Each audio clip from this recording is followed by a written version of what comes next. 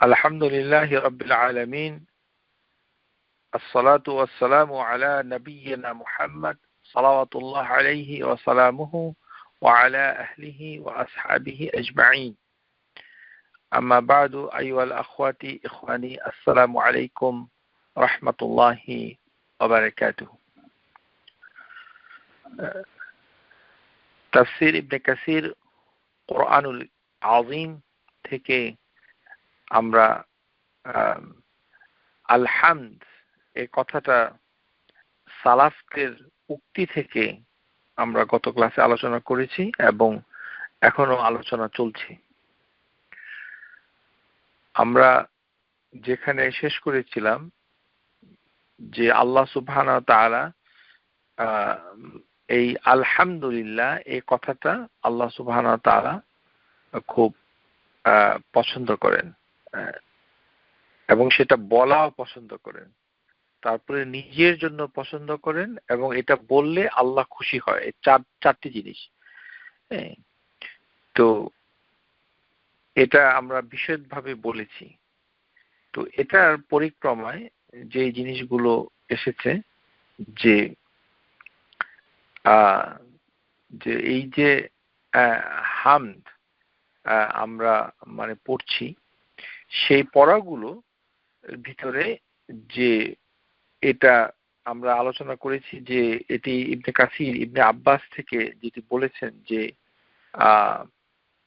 ইহা দ্বারা আল্লাহ শুকর আদায় করো, তাহলে আল্লাহ সুবহানাহু ওয়া তাআলা আরো বেশি আমাদেরকে দিবেন।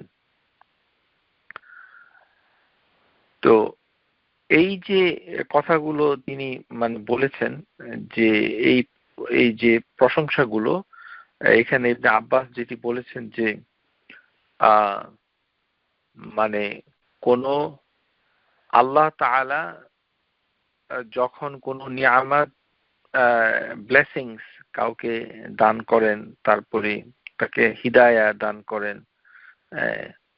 তো আল্লাহ সুবহানাহু ওয়া তাআলা যখন তাকে কিছু দেন তখন তার উচিত শুকর আদায় করা। তো সেখান থেকে আলহামদুলিল্লাহি সানাউ আলাল্লাহ, এটি আল্লাহর প্রশংসা করে শুকর আদায় করতে হয়। যে আলহামদুলিল্লাহ রেদাউর রহমান, এটি হচ্ছে যে রহমানের সন্তুষ্ট করে। ওয়ারাদ আল হাদিস, যে এটাই হাদিসের ভিতরে এসেছে।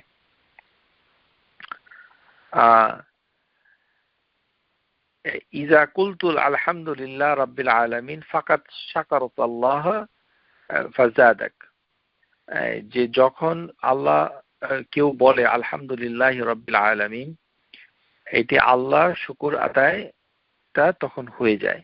রাব্বিল আলামিন ফাকাত শাকারতা ইলাল্লাহ, এটা ক্বালা রাসূলুল্লাহ সাল্লাল্লাহু আলাইহি ওয়াসাল্লাম, এটি একটি মুসনাদের ভিতরে এসেছে। তো এটার অর্থ হচ্ছে যে আলহামদুলিল্লাহ এই কথাটার সাথে রাব্বিল আলামিন কেউ যদি যোগ করে তাহলে কোনো সমস্যা নাই।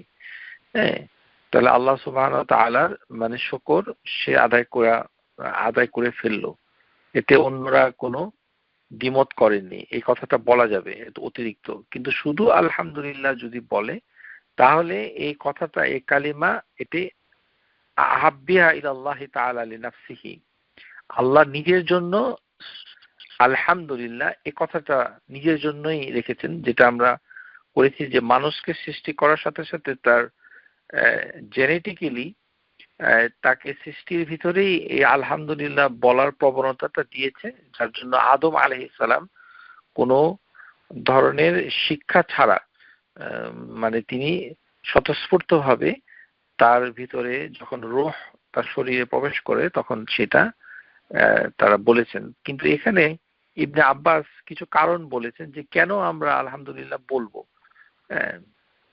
তো এই কারণের ভিতরে যেগুলো হচ্ছে যে তার যে মানে নিয়ামা হিদায়া, আমরা যে মুসলিম হলাম, আমরা তো খ্রিস্টান ইহুদি হতে পারতাম, নাস্তিক হতে পারতাম। তারপরে এই হিদায়াতের নিয়ামা আমাদের জন্য একটি বিশেষ গুরুত্বপূর্ণ বিষয় এবং এই সকল কারণে আমরা খুশি। তাছাড়া জীবনে যত কিছু আমরা পাই, সমস্ত কিছু আল্লাহ সুবহানাহু ওয়া তাআলা আমাদেরকে দিচ্ছেন এবং সেখান থেকে আমরা তার শুকর আদায় করি। ওয়া আম্মা ইন্না রাব্বিকা ইউহিব্বুল হামদ, যেটা আমরা আগেও বলেছি যে আল্লাহ সুবহানাহু ওয়া তাআলা এই হামদটাকে পছন্দ করেন। তারপর এটা এখানে কিছু হাদিস, যদিও এটা তেমন একটা গুরুত্বপূর্ণ নয়, যেমন ইবনে আব্বাসের কথাগুলো যে শুকর আদায় করা, এগুলো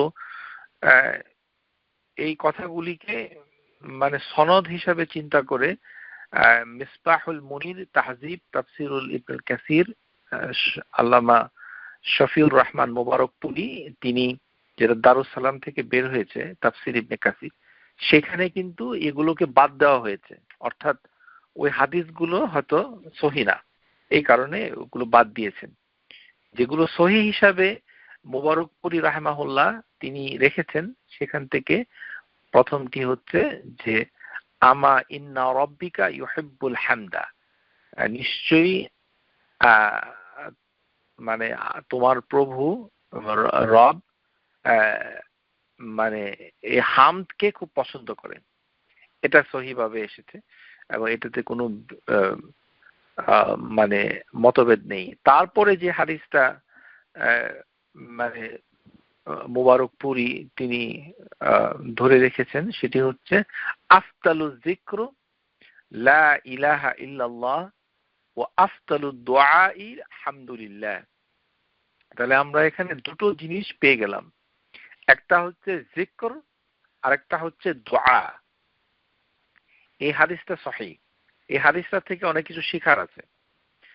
আফতালুজ যিকরি লা ইলাহা ইল্লাল্লাহ, সবচেয়ে উত্তম জিকির হচ্ছে লা ইলাহা ইল্লাল্লাহ। তার মানে এখানে লা ইলাহা ইল্লাল্লাহ এই কথাটা জিকির হিসাবে মানে আপনি বলতে পারেন। তার মানে 100 বার লা ইলাহা ইল্লাল্লাহ, শুধু এতটুকু যদি বলেন, অথবা তার সাথে আরো কিছু আছে, কিন্তু যেটা আমরা বলতে চাই, যেটা আমাদের সমাজে আছে, যে লা ইলাহা ইল্লাল্লাহ মুহাম্মাদুর রাসূলুল্লাহ, লা ইলাহা ইল্লাল্লাহ মুহাম্মাদুর রাসূলুল্লাহ, এই পদ্ধতিতে কোনো জিকির নেই। মুহাম্মাদুর রাসূলুল্লাহ এটি জিকির নয়। এখানে জিকির মানে হচ্ছে যিকর, এটা হাদিসের দলিল থাকতে হবে কতটুকু জিকির। এই জন্য আমাদের সমাজে দেখা যায় যে যখন মানুষ মৃত্যুবরণ করে, এমনি সে শ্বাস ফেলতে পারে না, শ্বাসের কষ্ট হয়, দম আটকে আসে, তারপরে তাকে বলা হচ্ছে যে তুমি লা ইলাহা ইল্লাল্লাহ মুহাম্মাদুর রাসূলুল্লাহ একসাথে পড়ো। তো একসাথে পড়তে গেলে তো তাকে যেটা বলতে হবে সেটা হচ্ছে লা ইলাহা ইল্লাল্লাহ আখিরু কালামি, যার শেষ কথাটা হবে লা ইলাহা ইল্লাল্লাহ। ওখানে মুহাম্মাদুর রাসূলুল্লাহ কথাটা নাই। লা ইলাহা মুহাম্মাদুর রাসূলুল্লাহ হচ্ছে শাহিদা, এটা হচ্ছে সাক্ষ্য, যে আমরা আজানের ভিতরে দিচ্ছি সাক্ষ্য হিসাবে, তারপরে আমরা তার প্রতি সালাওয়াত পাঠ করছি, এটা ইবাদতের ভিতরে তা মুহাম্মাদুর রাসূলুল্লাহ আসে, আমরা দুরূদ পাঠ করছি ইত্যাদি। আর আমরা অন্তর থেকে, মন থেকে, মুখে সাক্ষ্য দিচ্ছি আশহাদু আল্লা ইলাহা ইল্লাল্লাহ ওয়া আশহাদু আন্না মুহাম্মাদান আবদুহু ওয়া রাসূলুহু, যেটা আমরা তাশাহুদের ভিতরে সাক্ষ্যটা দিচ্ছি। যেটা যে জায়গায় আছে সেটা সেইভাবে ব্যবহার করতে হবে। তো সেটা বাদ দিয়ে বাংলাদেশের বাপ দাদা প্রচলিত জিনিসগুলোকে পরিশুদ্ধ করতে হবে, সেটা থেকে জ্ঞান নিতে হবে। তো এখানে জ্ঞানটা হচ্ছে খুব পরিষ্কার, সেটা হচ্ছে সবচেয়ে সহজ এবং উচ্চারণে মানে কষ্ট হয় না এবং বলতে ইজি, সেটা হচ্ছে লা ইলাহা ইল্লাল্লাহ, এতটুকু। আফদালুজ যিকর, এটাকে উত্তম জিকির বলা হচ্ছে। তা আপনি রান্না বান্না করার সময় লা ইলাহা ইল্লাল্লাহ পড়তে থাকেন, অসুবিধা কি? যেমন এখন যে মাসটা চলছে, এই মাসটা হচ্ছে কি, আজকে মুহররমের কোন মাস, মানে মুহররমের 3 তারিখ। মুহররম এটি হচ্ছে সবচেয়ে মানে কি বলে মর্যাদার দিক থেকে এটি উত্তম মাস। কারণ কি? কারণ হচ্ছে হাদিস, এটা রমজানের থেকেও উত্তম। কিভাবে উত্তম? সওয়াবের দিক থেকে নয়, মর্যাদার দিক থেকে। সওয়াব মর্যাদা সম্পূর্ণ আলাদা। কেননা সওয়াব হচ্ছে যে আমাদের দরকার, আমাদের হাসানাত হবে, বাড়বে, আমরা কত নেকি অর্জন করতে পারবো, সেটি রমাদানের আল্লাহ সুবহানাহু ওয়া তাআলা মানে অনেক বেশি দান করেন সেটা। কিন্তু মর্যাদা, যে এটার দাম কত বেশি, এটা কত তাৎপর্যপূর্ণ, সেটি হচ্ছে মুহররম মাসটা হচ্ছে শাহরুল্লাহ মুহররম। قال رسول الله صلى الله عليه وسلم أفضل الصيام بعد رمضان شهر الله المحرم وأفضل الصلاة بعد الفريضة صلاة الليل। তাহলে ফরজ রোজা বাদ দিয়ে সবচেয়ে উত্তম রোজা হচ্ছে কোন মাসে? মুহররম মাসে। কিন্তু মুহররম মাসটাকে রাসূলুল্লাহ সাল্লাল্লাহু আলাইহি সাল্লাম একটা মর্যাদা দিয়ে সুন্দর করে ডেকেছেন। সেটা কি? শাহরুল্লাহ, শাহরুল্লাহিল মুহররম, শাহরুল্লাহি মুহররম। আর এটা এমন গুরুত্বপূর্ণ যে এই মাসের যে রোজাগুলো মানে সেটা হচ্ছে যে যে কিয়ামুল লাইল যেমন ফরজ নামাজের পরে গুরুত্বপূর্ণ।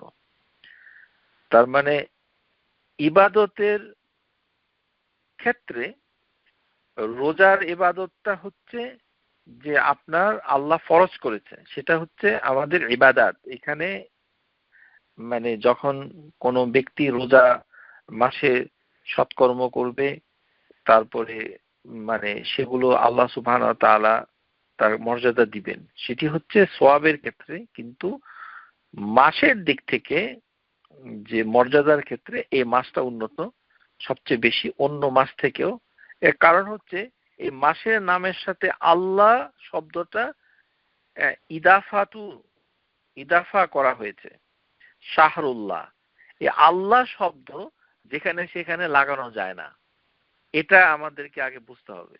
কারণ আমাদের সমাজে আল্লাহ শব্দটা যেখানে খুশি সেখানে, এখানে শাহরুল্লাহিল মুহররম। রমাদানের ক্ষেত্রে হাদিসের ভিতরে এটা নাই যে শাহরুল্লাহি রমাদান, এরকম নাই। আল্লাহর মাস এটা নাই, এটা হচ্ছে শাহরুল্লাহ মুহররম। আল্লাহ শব্দটি দিয়ে যেমন কাবা এটাকে মর্যাদা বৃদ্ধি করেছে, বাইতুল্লাহিল হারাম, শাহরুল্লাহিল মুহররম, এরকম। তারপরে সালেহ আলাইহিস সালামের যে উট, সে নাকাতুল্লাহ, আল্লাহর উট, এরকম। তারপরে সমস্ত রাসূলদেরকে বা মানে সমস্ত মানে রাসূলদের ভিতর থেকে শুধু মুহাম্মদ সাল্লাল্লাহু আলাইহি সাল্লাম কে আব্দুল্লাহ, আল্লাহ বলছে যে আবদিহি, আমার দাসকে আমি আমার কাছে নিয়েছি, মেরাজ। তাহলে আল্লাহ শব্দটা যখন কোন মানে বস্তু অথবা সময়ের সাথে যুক্ত হয়ে যায় তখন তার মর্যাদা বেড়ে যায়। এর কারণ হচ্ছে ইদাফাতু শাহরি ইলাল্লাহি ইদাফাতু তাযীম, এটা মর্যাদার ক্ষেত্রে। এটা মানে আমাদেরকে জানতে হবে। তাহলে এই মাসের মর্যাদা অনেক বেশি। এই মর্যাদাপূর্ণ বেশি মাসে আপনি কি করতে পারেন? একটা হলো বেশি বেশি করে নফল রোজা রাখতে পারেন। কেননা এখানে বলে দেওয়া হয়েছে যে সমস্ত নফল রোজার ভিতরে এই মাসের নফল রোজা সবচেয়ে বেশি উত্তম। ফরজের পরেই এই মাসের নফল রোজা। তো এই মাসের নফল রোজা সম্পর্কে আমরা আজকের বক্তৃতা শেষের দিকে আপনাদেরকে বলে দিব কিভাবে এটা করতে হবে। আজকে ৩ তারিখ, সেই হিসাবে শুক্রবার শনিবার ৯-১০ হয়। আচ্ছা যাই হোক, এটা পরে আমরা আলোচনা করব। যেটা আমরা বলতে চাচ্ছি যে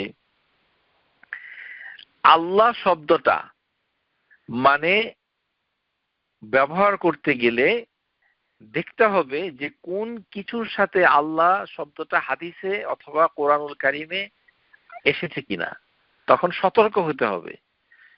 যে শব্দের সাথে আল্লাহ নাই সেই শব্দের সাথে আল্লাহ লাগিয়ে কথা বলাও যেরকম ভালো না, আবার নিজে আগ বাড়িয়ে সবকিছুর সাথে আল্লাহকে যুক্ত করাও আপনার মর্যাদার পরিপন্থী, এটাও করতে পারেন না। এটা শিখতে হবে। এটা আমাদের সমাজে শিক্ষা নাই, যার জন্য আমাদের ভিতরে অজ্ঞতার প্রসূত অনেকেই বলে থাকে। এমনকি যারা সহি আকীদা আলিম তাদের কথার ভিতরেও এরকম আল্লাহকে কেন্দ্র করে অনেক অবান্তর কথাবার্তা আমরা শুনে থাকি, সেগুলো ঠিক নয়। কারণ হচ্ছে সূরা আল জিন, এখানে ৩ নাম্বার আয়াতে আল্লাহ সুবহানাহু ওয়া তাআলা জিনদের থেকে যে কথাটা আল্লাহ তুলে ধরেছেন, সুবহানা ওয়া আন্নাহু তাআলা জাদ্দু রাব্বিনা, নিশ্চয়ই আমাদের রব মর্যাদা সমুচ্চ। মানে এখানে দেখেন জিনরা বলছে যে আমাদের রবের মর্যাদাটা সবচেয়ে উপরে, মানে আল্লাহর শান মর্যাদা সবকিছু মর্যাদার উপরে। এটা আল্লাহ না, মানে নিজে তার নামটাও, আল্লাহ শব্দটাও এখানে বুঝতে হবে। মনে করেন আপনি মর্যাদাপূর্ণ, আপনার নামটাও মর্যাদাপূর্ণ। যেমন এখন বাংলাদেশে মানে বঙ্গবন্ধু অথবা মুজিবুর রহমান এই ধরনের নাম মানুষ যদি অন্য মানে কটাক্ষ করে তাহলে বিচারে শাস্তি হয়। তার মানে বঙ্গবন্ধু মুজিবু এই এক ব্যক্তি, মানে তাকেও মর্যাদা দিতে হবে বাংলাদেশের আইন, তারপরে তার নামকেও মর্যাদা দিতে হবে। মানে এটা উদাহরণ দেওয়ার জন্য বললাম, এটার সাথে ধর্মীয় কোনো কথার কোনো মিল নাই। এটা আবার বলবেন না যে আমি তুলনা করছি, সেটা বলছি না, আমি বোঝানোর জন্য বলছি। তার মানে আল্লাহ মর্যাদা এমনি উপরে, এটার দলিল আল্লাহ নিজেই কোরআনুল আযীমে দিয়েছেন, ওয়া আন্নাহু তাআলা জাদ্দু রাব্বিনা, সূরা আল জিন আয়াত নাম্বার ৩, ওয়া আন্নাহু তাআলা জাদ্দু রাব্বিনা। তার মানে শান মর্যাদা অনেক ঊর্ধ্বে, মানে সমান না, ঊর্ধ্বে। এই কারণে আল্লাহকে তুমি বলা যায় না, এটা আমরা বারবার বলেছি। আপনি যদি তুমি বলেন, হে মানে হে পরওয়ারদিগার, তুমি, তোমার রসুল, তোমার সাথে, তোমার প্রেমে, তোমার, এগুলি বললে অন্যায়, অপরাধ, গুনাহ হতে পারে।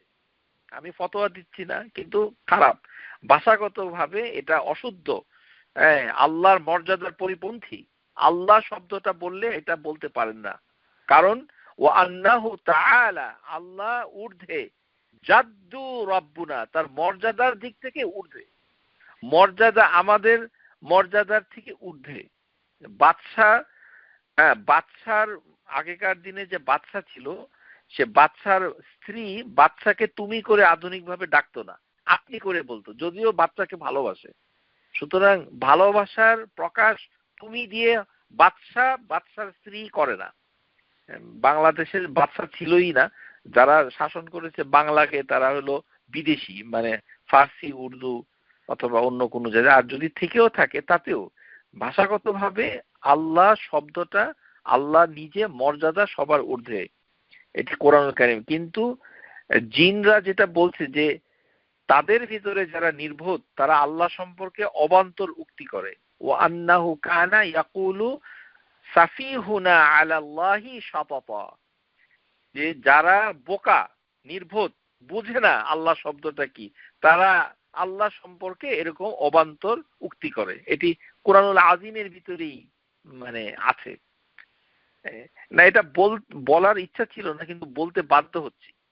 যেমন আমাদের দেশে ইউটিউবে এই যারা ওয়াজ শুনেন, মানে একজন মানুষের সুন্দর সুর, সুন্দর চেহারা থাকলেই বেহুশ হয়ে তার কথা গিলতেছেন, অথচ সে যে অন্যায় কথা বলতেছে সেটা আপনার জ্ঞান নাই। যেমন একটা প্রচলিত কথা আছে, আমার আল্লাহকে আমি এটা বললো, আল্লাহর সাথে আমার কথাটা আল্লাহর রাসূল বলে নাই, আমি বলি কিভাবে? আমরা বলতে পারবো না কেউ।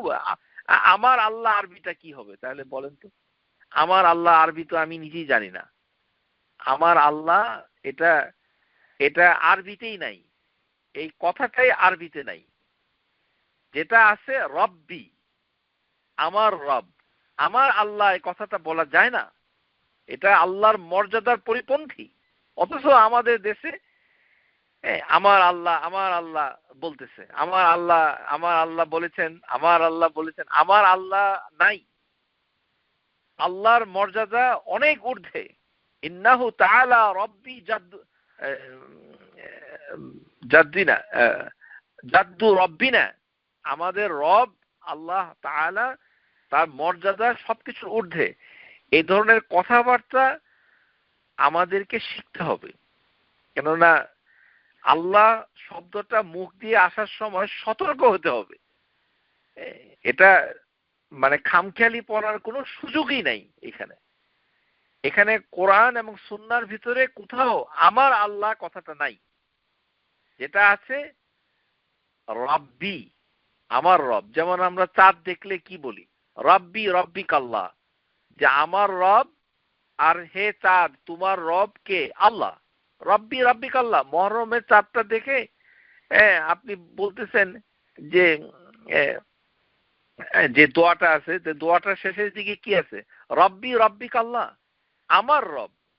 এই জন্য কথাটা হবে আমার রব। আর এর ভিতরে আবার কিছু লোক আছে আমাদের, দুঃখজনক, মানে আমি বলতে চাচ্ছি না কিন্তু না বলে উপায় নাই, আমাদের সহি আকীদা যাদের কাছ থেকে যারা এটা পোষণ করেন, তাদের ভিতরে এক শ্রেণীর মানে আলিম, তারা এই হট করে মানে বলে দেন, কি বলে দেন?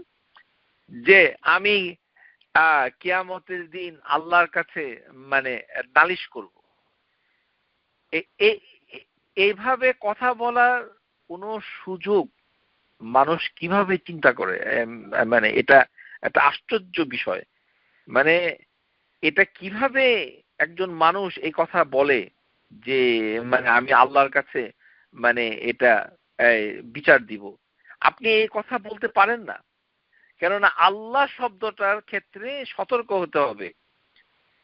লা ইয়াতাকাল্লামুনা ইল্লা মান আযিনা লাহুর রহমান, যে কিয়ামতের দিন আল্লাহর অনুমতি ছাড়া, রহমানের অনুমতি ছাড়া কোনো লোক কথা বলতে পারবে না। তো আপনি যে পরকালে প্রশ্ন করবেন, এই অনুমতি আপনি পেয়েছেন? এখানে আপনাকে আল্লাহকে অনুমতি দিয়েছে, তা আপনি কেন এই কথাটা মানুষকে বলেন? আমি শুনেছি, এটা দুঃখজনক। আসলে আল্লাহ সম্পর্কে জ্ঞানের অভাবের কারণে এই ধরনের কথাগুলো বলে।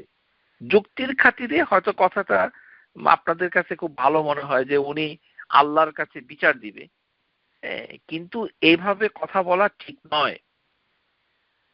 কেন আমি বিচার দিব, এই কথাটা এইভাবে বলা যাবে না।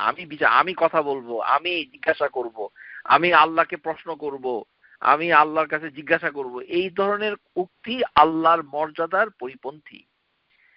কারণ আল্লাহ শব্দটি আল্লাহ নিজে নাফসিহি, এটি আল্লাহ সুবহানাহু ওয়া তাআলা এত মর্যাদাপূর্ণ করে রেখেছেন যে জাদ্দু তাআলা জাদ্দু রব্বিনা, অনেক উপরে। এটা যেটা আমরা বলতে পারি ম্যাক্সিমাম, যে আমি আমার রবের কাছে বিচার দিব, এটা বলতে পারেন, এটা সত্য। আমি আমার রবের কাছে আমি বিচার দিব, আমি আমার রবের কাছে কথা বলবো, আমি আমার রব, এই কথাটা শুদ্ধ। আমার রব এটা বলা যাবে। রব্বি, যেমন রব্বি জিদনি, আমার রব আমাকে বাড়িয়ে দিন। রব্বিক ফিরলি, আমার রব আমাকে ক্ষমা করুন, ইত্যাদি। আমার রব আল্লাহ, এইভাবে কথা বলা যাবে। তো সুতরাং লা ইলাহা ইল্লাল্লাহ এই জিকিরটা যেহেতু উত্তম, তাহলে আপনি মানে এই আল্লাহর মাস, এটা কি আল্লাহর মাস, তাহলে এই মাসে মানে সব সময় করেন না, কিন্তু এটা করেন, এটা তো উত্তম জিকির। মানে আমরা একটা জিকিরের আলোচনা করলাম আর কি, যে একজন লোক নিয়মিত জিকির করে না, কিন্তু তার মনটা চাচ্ছে। তো এই মাসটা তো শাহরুল্লাহ মুহররম, আল্লাহর মাস। তো আল্লাহর মাসের আল্লাহর জিকির করলে, আল্লাহ আল্লাহ বলে তো কোনো জিকির করা যাবে না। এখন এটা আরেক সমস্যা, যে বাংলাদেশে কিছু জনপ্রিয় বক্তা, এরা এখন আর বক্তৃতা করে না, একসময় করতো, তাদের রেকর্ড আছে।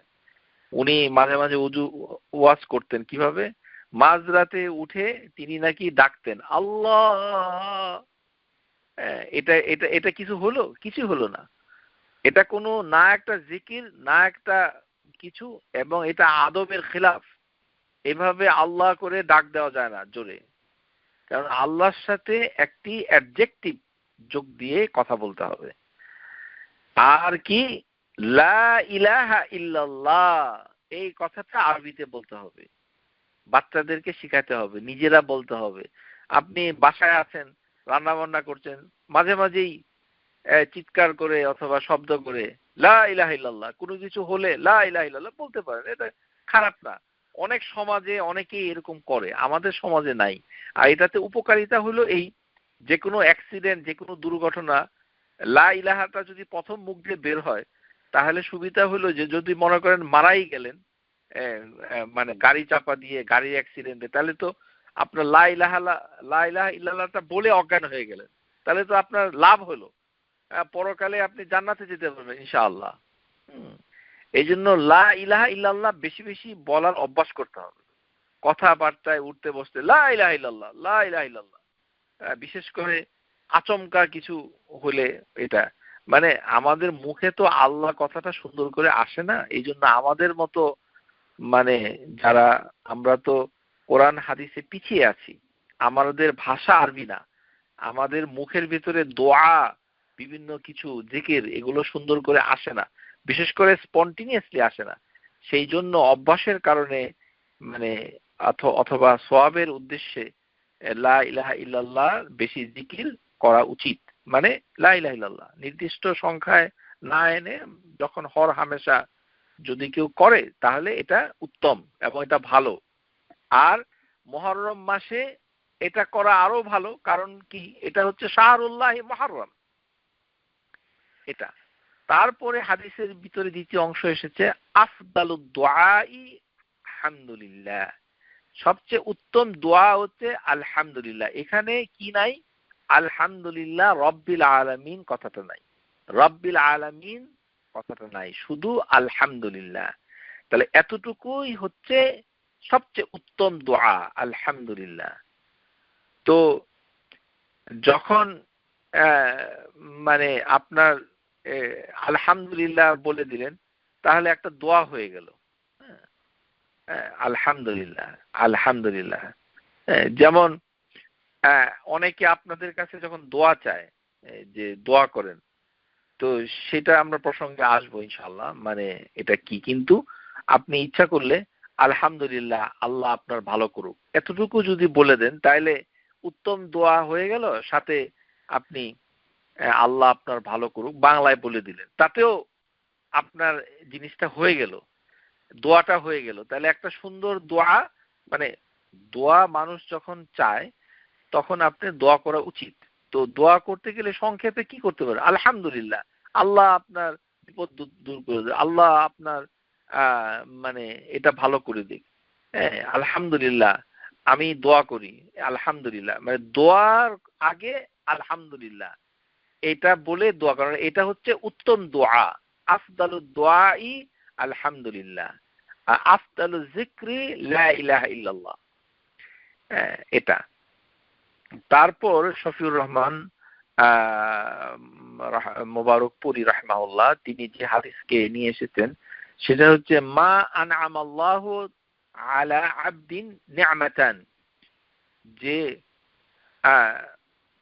মানে আল্লাহ সুবহানাহু ওয়া তাআলা বান্দাকে যেত ধরনের কোন নিয়ামত দেয়, সেই নিয়ামতে পাওয়ার পর ফাকালা আলহামদুলিল্লাহ, যখন সে আলহামদুলিল্লাহ বলে, ইল্লা কানা আল্লাযিনা আ'তা আফদালা মিম্মা আখাযা, তখন তাকে যেটা দেওয়া হয়েছে তার থেকে উত্তম দেয়।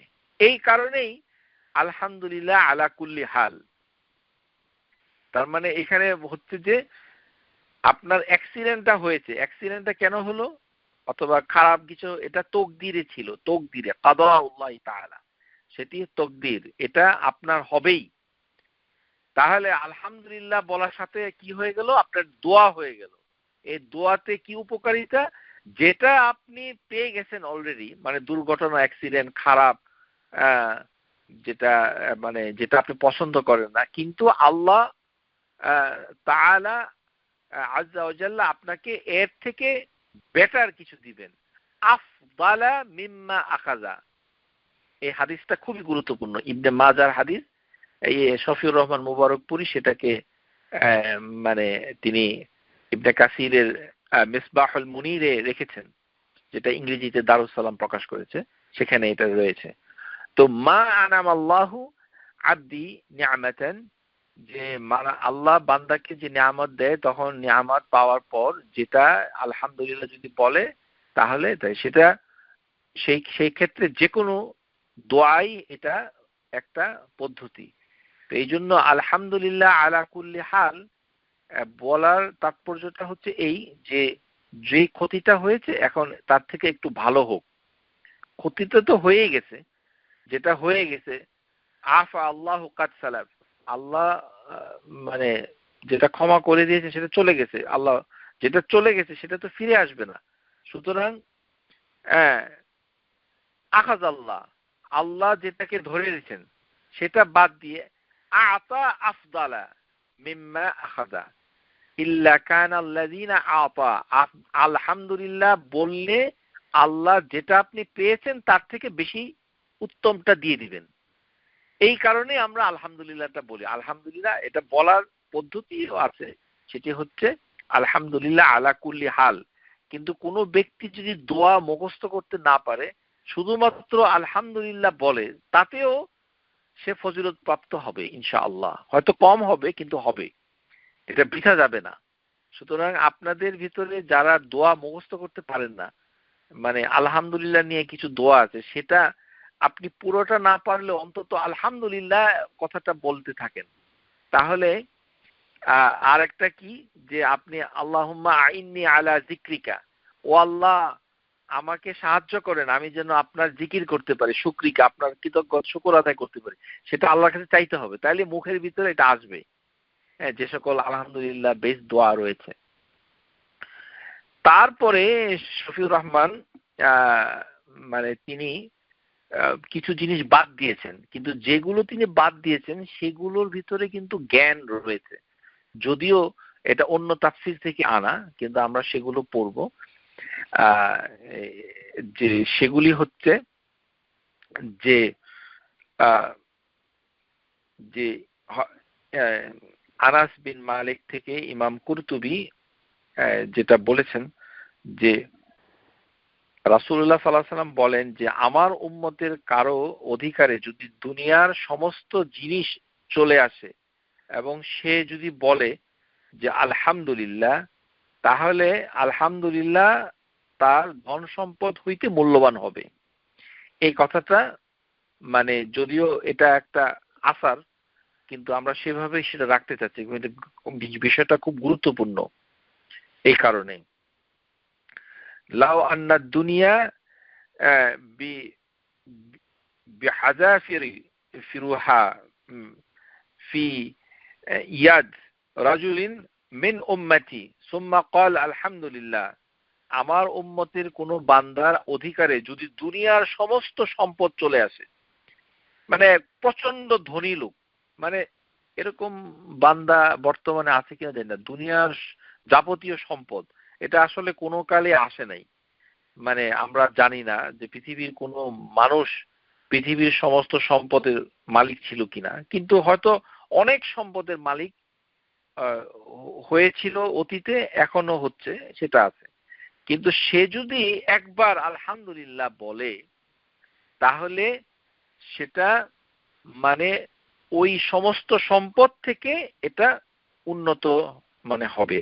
কানাল্লাযিনা আতা আফদালা মিম আখাযা, এই হাদিসটাকে শেখ আলবানী মানে দুর্বল বলেছেন, যার জন্য শফিউর রহমান মুবারকপুরি তিনি এটাকে বাদ দিয়েছেন। এটা এটা এটা দুর্বল, কিন্তু তার মানে এই না যে আপনি আলহামদুলিল্লাহ বলবেন না, মানে এটা আর কি হাদিসটা দুর্বল, এই কারণে বলছি। তো এখানে যে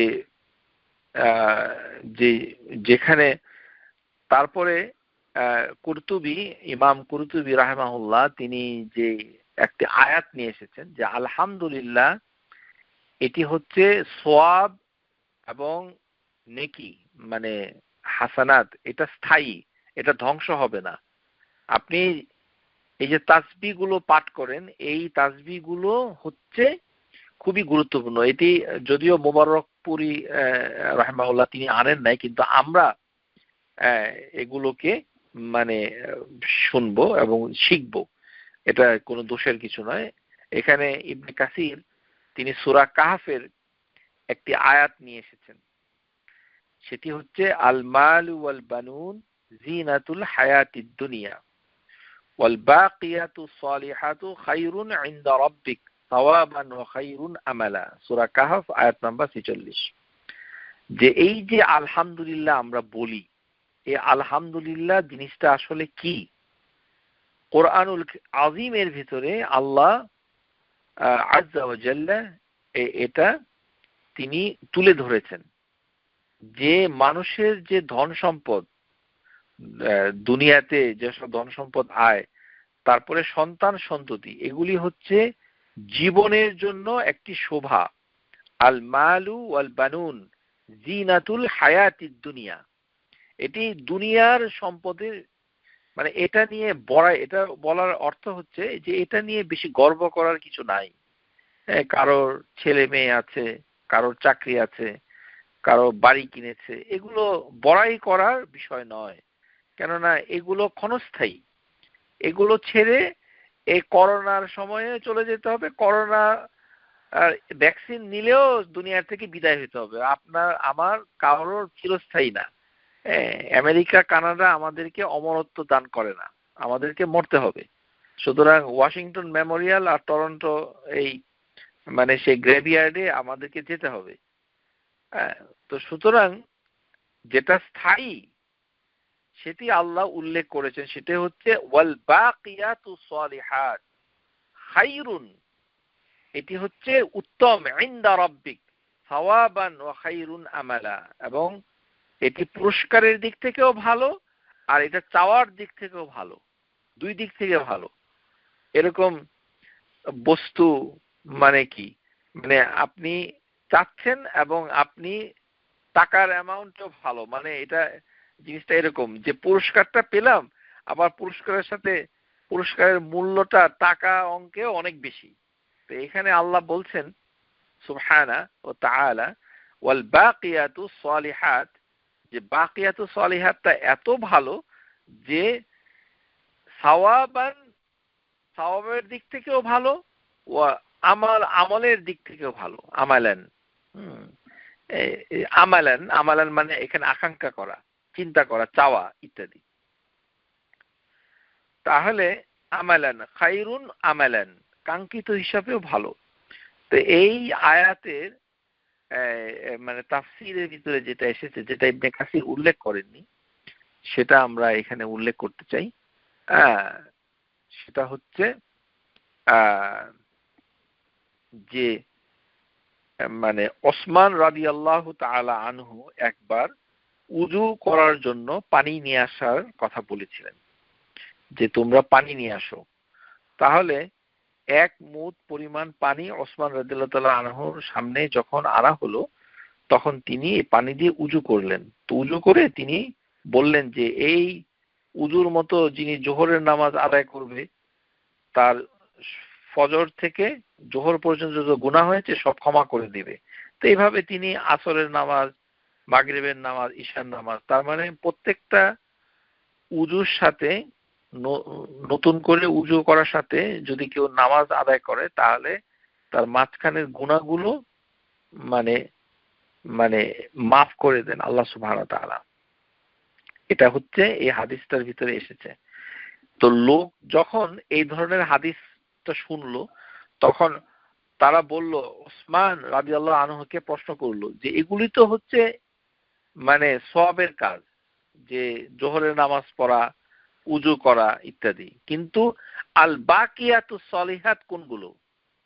তখন ওসমান রাদিয়াল্লাহু আনহু তিনি বলেছিলেন, বাকিয়াতুস সলিহাত বলতে বোঝায় লা ইলাহা, সুবহানাল্লাহ, আলহামদুলিল্লাহ, আল্লাহু আকবার, লা হাওলা ওয়ালা কুওয়াতা ইল্লা বিল্লাহ। এই পাঁচটি, তাহলে পাঁচটা হচ্ছে বাকিয়াতুস সলিহাত। বাকিয়াতুস সলিহাত এটা চিরস্থায়ী। তাহলে আপনি যদি বেশি বেশি করে লা ইলাহা ইল্লাল্লাহ পড়েন, তারপরে সুবহানাল্লাহ পড়েন, আলহামদুলিল্লাহ পড়েন, আল্লাহু আকবার পড়েন, লা হাওলা ওয়ালা কুওয়াতা ইল্লা বিল্লাহ পড়েন, তাহলে আপনার বাকিয়াতুস সলিহাত এটা আপনার ধন সম্পদ, সন্তান সন্ততির থেকে উত্তম হবে, স্থায়ী হবে। কেননা এটি আল্লাহ বলেছেন যে এটি হচ্ছে স্থায়ী সৎ কাজ, বাকিয়াতুস সলিহাত। তাহলে বাকিয়াতুস সলিহাতের উপকরণ আমরা পেয়ে গেলাম যে আলহামদুলিল্লাহ এদের ভিতর একটি। লা ইলাহা ইল্লাল্লাহকে বলা হয় তাহলিল, সুবহানাল্লাহকে বলা হয় তাসবিহ, আলহামদুলিল্লাহকে বলা হয় তাহমিদ, আল্লাহু আকবারকে বলা হয় তাকবীর, লা হাওলা ওয়ালা কুওয়াতা ইল্লা বিল্লাহ এই কথাটাকে বলা হয় হাইকাল। হাইকাল তাহলে পাঁচটি হয়ে গেল, তাহলিল, তাসবিহ, তাহমিদ, তাকবীর, হাইকাল।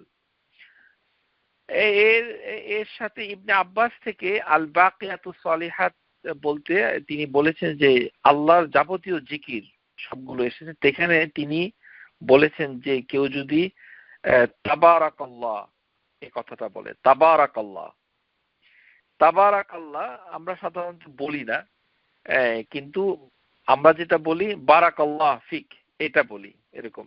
কিন্তু কেউ যদি তাবারাক, আল্লাহ তাবারাক ওয়া তাআলা, এই জন্য দেখবেন যে কোন কোন স্কলার আল্লাহ শব্দটার সাথে তাবারাক ওয়া তাআলা এই কথাটা বলে। এটা সুন্দর কথা, আল্লাহু তাবারাক ওয়া তাআলা, আল্লাহু তাবারাক ওয়া তাআলা। আস্তাগফিরুল্লাহ এখন আমাদের বাংলাদেশি জিহ্বায় উচ্চারণ করাটা একটু কঠিন। এটা কঠিন মনে হয় আসলে, কিন্তু অভ্যাসের ব্যাপার। আপনি অভ্যাস করলে আপনার ভিতরে এটা চলে আসবে ইনশাআল্লাহ।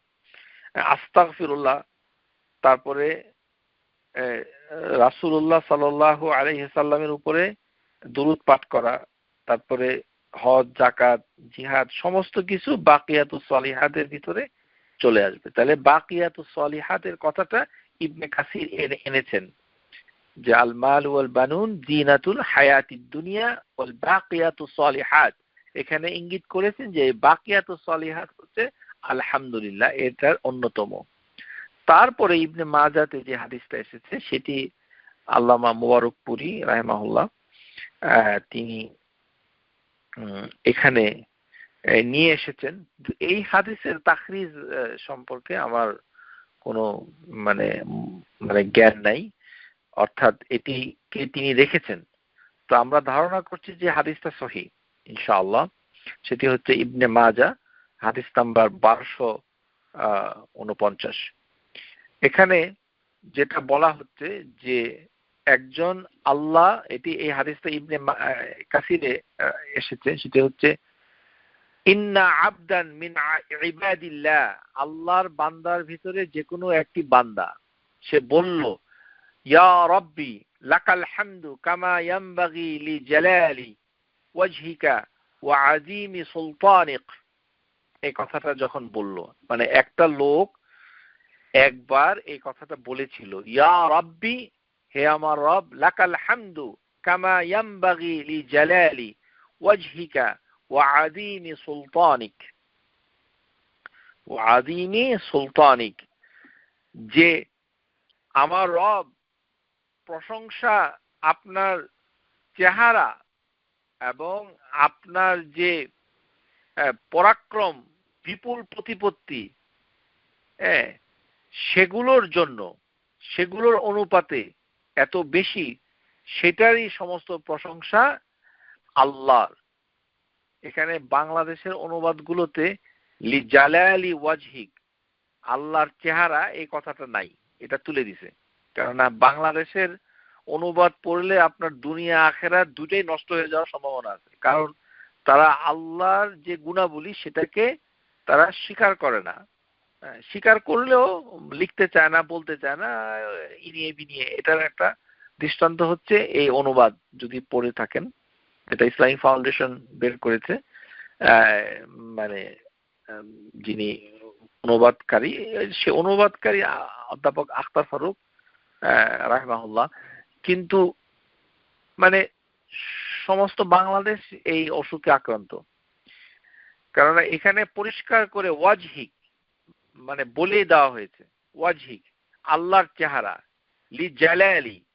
তো দোয়াটা হচ্ছে এক বান্দা করেছিল, ইয়া রাব্বি লাকাল হামদু কামা ইয়ানবাগি, যে লি জালালি ওয়াজহিক ওয়া আযীমি সুলতানিক, আল্লাহর যে সুলতান রাজত্ব, তার যে পরাক্রমশালিতা, তার যে মাহাত্ম্য, গুরুত্ব এবং তার চেহারা যে মর্যাদা মানে গুরুত্ব, সেটা মানে সেটা সেটার সামঞ্জস্য সাযুজ্যপূর্ণ প্রশংসা আমার রব আপনার জন্য। ইয়া রব লাকাল হামদু কামা ইয়ানবাগি লিজালালি ওয়াজহিকা বিআযীমি সুলতানিক। এই কথাটার অর্থ হচ্ছে এটা। তো এই কথাটা যখনই মানে বলেছে ওই লোকটি, কোন লোক আমরা জানি না, ফাআদালাত বিল মালাকাইন, যে দুইজন ফেরেশতা মানে কিরামান কাতিবিন, যে দুই ফেরেশতা যারা লেখে, তারা বলল যে কি একটা কথা সে বলছে, আমরা এখন কি করব। ফালাম ইয়াদরিয়া কাইফা ইয়াকতুবুনিহা ফাসাইদা ইলা আল্লাহ তাআলা। এই দুই ফেরেশতা কিরামান কাতিবিন এই কথাটা শোনার পরে দুই ফেরেশতাই বিচলিত হয়ে গেল, যে তারা, যে ব্যক্তি বলেছে ইয়া রাব্বি লাকাল হামদু কামা ইয়ানবাগি লিজালালি ওয়াজহিকা ওয়া আযীমি সুলতানিক, তো এটা কিভাবে লিখবে? মানে এরকম কথা ফেরেশতা দুইজন শুনে নাই। তখন তারা কি করলো? সাঈদা ইলাল্লাহি তাআলা, আল্লাহর দিকে চলে গেল। সাঈদা, সুউদ মানে হচ্ছে উপরের দিকে ওঠা, আল্লাহর দিকে। তাহলে আল্লাহ কোথায় থাকে? আরশের উপরে থাকে, যে এখানে এটা প্রমাণ। ফাসাঈদা ইলাল্লাহ, আল্লাহ আরশের উপরে, তার মানে উপরের দিকে ফেরেশতা দুজন চলে গেল আল্লাহর কাছে।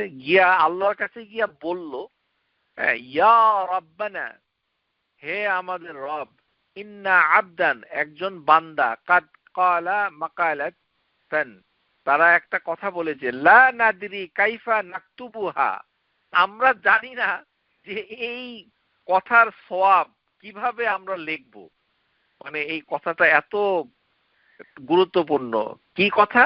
ইয়া রাব্বি, হে আমার রব, লাকাল হামদু কামা ইয়ানবাগি লিজালালি ওয়াজহিক ওয়া আযীমি সুলতানিক। মানে এই কথাটা শোনার পরে ফেরেশতারা বিচলিত হয়ে এই কথাটা বলল, যে ফেরেশতারাও বুঝতে পারতেছে না যে কি করবে। ক্বাল আল্লাহ, আল্লাহ তখন বললেন, ওয়া হুয়া আ'লামু বিমা ক্বালা আবদুহু। সুবহানাল্লাহ, আমি জানি আমার বান্দা কি বলেছে। হ্যাঁ, ক্বালা আবদুহু মাযা ক্বালা আবদি, যে আমার বান্দা কি বলেছে। তো আল্লাহ তো আল আলিম, তিনি তো জানেন, তিনি তো মানে প্রশংসা সব শুনতে পছন্দ করেন, এটা শুনেই ফেলেছেন। তো ফেরেশতা থেকে শুনতে হবে এমনটি নয়। এই জন্য আল্লাহ সুবহানাহু ওয়া তাআলা জানেন এবং শুনে ফেলেছেন, তারপরেও জিজ্ঞাসা করে। এখানেই হচ্ছে বান্দার সাথে আল্লাহর পার্থক্য। আমরা যখন কোনো জিনিস শুনে ফেলি অথবা জেনে ফেলি, তখন আমরা এটা আর দ্বিতীয়বার বলি না, কারণ দ্বিতীয়বার বললে মানুষ বিরক্ত হয়। এটা শুধুমাত্র হয়তো দু একটা কথা ছাড়া, যেমন আই লাভ ইউ, এটা সিনেমা, গল্প, উপন্যাসে যে নায়ক নায়িকারা বলছে যে তুমি আবার বলো তো আই লাভ ইউ, আবার বলো তো আই লাভ ইউ। ওর কারণ হচ্ছে যে এখানে যিনি বলছে তার বলাটা তার কাছে খুব পছন্দ, মানে এই কথাটা তার মুখ থেকে শুনতে চাচ্ছে, এটা তার খুব ভালো লাগে শুনতে, কিন্তু সে জানে যে একবার বলেছে, তারপরও বারবার শুনতে চায়। তো ওয়ালিল্লাহিল মাসালিল আলা, আল্লাহ হচ্ছেন মানে আল ওয়াদুদ, তিনি আপনাকে এত ভালোবাসে যে মানুষের ভালোবাসার, সমস্ত মানুষের ভালোবাসার একত্র করলেও আল্লাহর ভালোবাসার সমকক্ষ হবে না। আল্লাহ, আপনি যতই অন্যায় করেন, আপনি যতই আল্লাহর নাফরমানি করেন, কিন্তু আল্লাহ আপনাকে ভালোবাসছেন যদি আপনি শিরিক না করে থাকেন। হ্যাঁ, আর আল্লাহকে চিনতে পারেন, তখন এইভাবে যদি আল্লাহকে ডাকেন, ইয়া রাব্বি ইন্নাহু কান, তখন তারা বলেছে যে এই বান্দা বলেছিল, কারণ এটা জানেন এবং শুনে ফেলছে, তারপরেও আল্লাহ শুনতে চায়। কারণ কি? আল্লাহ প্রশংসা শুনতে পছন্দ করে, আবার বলাটা শুনতেও পছন্দ করে। এই জন্য ফেরেশতাদের মুখ থেকেও আল্লাহ শুনতে চান। সুবহানাল্লাহ, মানে ফেরেশতা তুমি বলো তো, আরেকবার বলো কি বলছে। সুবহানাল্লাহ, আল্লাহ এই বলাটাই পছন্দ করে। এই কারণে মানে সমস্ত সবসময় আলহামদুলিল্লাহ মানুষের ভিতরে যদি বলতে থাকে, কিছু ভালো কিছু না হলেও আলহামদুলিল্লাহ আলহামদুলিল্লাহ আলহামদুলিল্লাহ। মনে করেন একজনের সাথে দূর থেকে দেখা হলো, আলহামদুলিল্লাহ। আরে বলেন না, এটা একটা দোয়া, এটা আল্লাহ শুনতে পছন্দ করে, এটা ভালো। তো লাকাল হামদু ইয়া রাব্বি কামা ইয়ানবাগি লিজালালি ওয়াজহিক ওয়া আযীমি সুলতানিক। তখন আল্লাহ আবার যখন শুনলো ফেরেশতার কাছ থেকে, সুবহানাল্লাহ, মানে আল্লাহ এই কথাটা এত পছন্দ করেছে, শোনাটা তারপরে বলাটা। এখানে হাদিসের ভিতরে শোনাটা বলা দুইটাই প্রমাণিত হয়ে গেল যে তিনি আগেই শুনে ফেলেছেন, কারণ আল্লাহ বলেইছেন হাদিসের ভিতরে যে ওহুয়া আ'লামু, আমি শুনেছি, বিমা ক্বালা আবদুহু, আমার বান্দা কি বলেছে সেটা আমি শুনেছি, জেনেছি, মানে জেনে গেছি। কিন্তু আবার বলো ফাকালা লাহুমা, তখন আল্লাহ ফেরেশতাদের দুইজনকে বলে দিল যে তোমরা এক কাজ করো, যা বলেছে তাই লিখে রাখো, সব টব লেখার দরকার নেই। আক্তুবুহা কামা ক্বালা আবদি, আমার বান্দা যেই কথাটা বলেছে হুবহু এই কথাটা তোমরা তার আমলনামায় লিখে রাখো। হাত্তা ইয়ালকিনা ফা আজরি বিহিহা, যখন আমার সাথে তার দেখা হবে তখন আমি তাকে প্রতিদান দিব। হ্যাঁ, উত্তম। তো এই প্রতিদান আমাদের বাংলাদেশের লোক পাইতে পারে কিনা এই কথাটা, ইয়া রাব্বি লাকাল হামদু কামা ইয়ানবাগি লিজালালি ওয়াজহিকা ওয়া আযীমি সুলতানিক। এই কথাটা আরবিতে লোকটা বলেছে, এটা কোনো হাদিস থেকে সে বলে নাই, সে স্বতঃস্ফূর্তভাবে কথাটা এভাবে বলেছে একজন বান্দা। তখন আল্লাহ এটা পছন্দ করেছে। তো আমাদের সমাজে কিভাবে এটা পেতে পারে? পাওয়ার সম্ভাবনা খুবই কম। এর কারণ বাংলাদেশের ইয়েতে চেহারা অনুবাদে নাই, আল্লাহর চেহারা নাই, কোথাও নাই, এটা গায়েব হয়ে গেছে, অনুবাদে নাই। ওখানে লেওয়া আছে আল্লাহ সন্তুষ্টি, আল্লাহ সন্তুষ্টি। অথচ দোয়ার ভিতরে যেই মানে তাশাহুদ এবং সালাওয়াত আলান নবী এবং চারটি জিনিস থেকে পানাহা চাওয়ার পর যেই কতগুলো দোয়া করার জন্য শেখ আল আলবানী আর দোয়াউ কাবলা সালাম ও আনওয়াহু, যে 10টি দোয়া শেখ আলবানী তিনি তার বিখ্যাত কিতাব সিফাতুস সালাতুন নবীর ভিতরে তুলে ধরেছেন। তার 4 নম্বর দোয়াটার ভিতরে এই কথাটা আছে, আল্লাহুম্মা আসআলুকা লাজ্জাতিন নাজরি ইলা ওয়াজহিক, হে আল্লাহ আপনার চেহারা দেখার স্বাদ থেকে আমি চাই, আমি বঞ্চিত হতে চাই না, আপনার চেহারা আমি দেখতে চাই, আল্লাহর চেহারা আমি দেখতে চাই। এখানে অনুবাদে তোমার এটা ঠিক না, তোমার কথা বলা ঠিক নয়। আসআলুকা লাজ্জাতিন নাজরি ইলা ওয়াজহিক, আল্লাহুম্মা আসআলুকা লাজ্জাতি ইলা নাজরি ইলা ওয়াজহিক, হে আল্লাহ আপনার চেহারা আমরা দেখতে চাই। আল্লাহু আকবার। আল্লাহুম্মা আসআলাকা শাওকা বিল লিকাইক, আপনার সাথে দেখা করার যে আগ্রহ আকাঙ্ক্ষা সেটা তো আমাদের মনের ভিতরে আসতে চায় না, আমরা ভয় পাই যে আমরা আল্লাহর সাথে দেখা করলে আমাদের অবস্থাটা কি হবে। কিন্তু দেখা করার আগ্রহটাও আমরা চাই, আগ্রহটাও যেন আমাদেরকে আল্লাহ দান করেন। আর শাওকা ইলা লিকাইক, এটা এই দুটো আল্লাহকে কাছে চাইতে হয়। আসআলুক, আপনি আল্লাহর কাছে চাবেন দোয়ার মধ্যে। আরবিতে না পারলেও বাংলাতে বলতে পারেন, হে আল্লাহ আপনার ওয়াজহিক, আল ওয়াজহুল্লাহি তাআলা দেখার সৌভাগ্য আমাদেরকে দান করেন, আমরা যেন সেটা থেকে বঞ্চিত হতে না পারি। অথবা আসআলুল্লাহ তাআলা লাজ্জাতা নাজরি ইলা ওয়াজহিক, দোয়া হিসাবে এটি অনেক ভালো। তো ফরজ নামাজের ইমামের সাথে পড়ার সময় দোয়া পড়ার সম্ভাবনা একেবারেই নাই, কারণ ম্যাক্সিমাম মসজিদের ইমাম 4টি জিনিস পানাহা চাওয়া এগুলি করে না।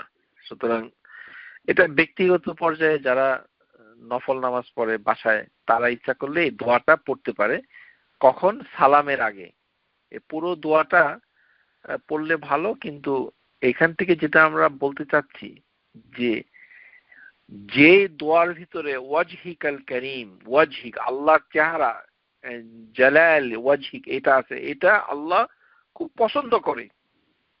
এই পুরো দোয়াটা হচ্ছে আল্লাহুম্মা বিইলমিকাল গায়ব ওয়া কুদরতিকা ওয়া আলাল খালকি আহিনি মা আলিমতা, এইভাবে দোয়াটা আছে, কিন্তু দোয়াটা অনেক বড়, কিন্তু এই দোয়াটা অনেক ছোট। ইয়া রাব্বি লাকাল হামদু কামা ইয়ানবাগি লিজালালি ওয়াজহিক ওয়া আযীমি সুলতানিক।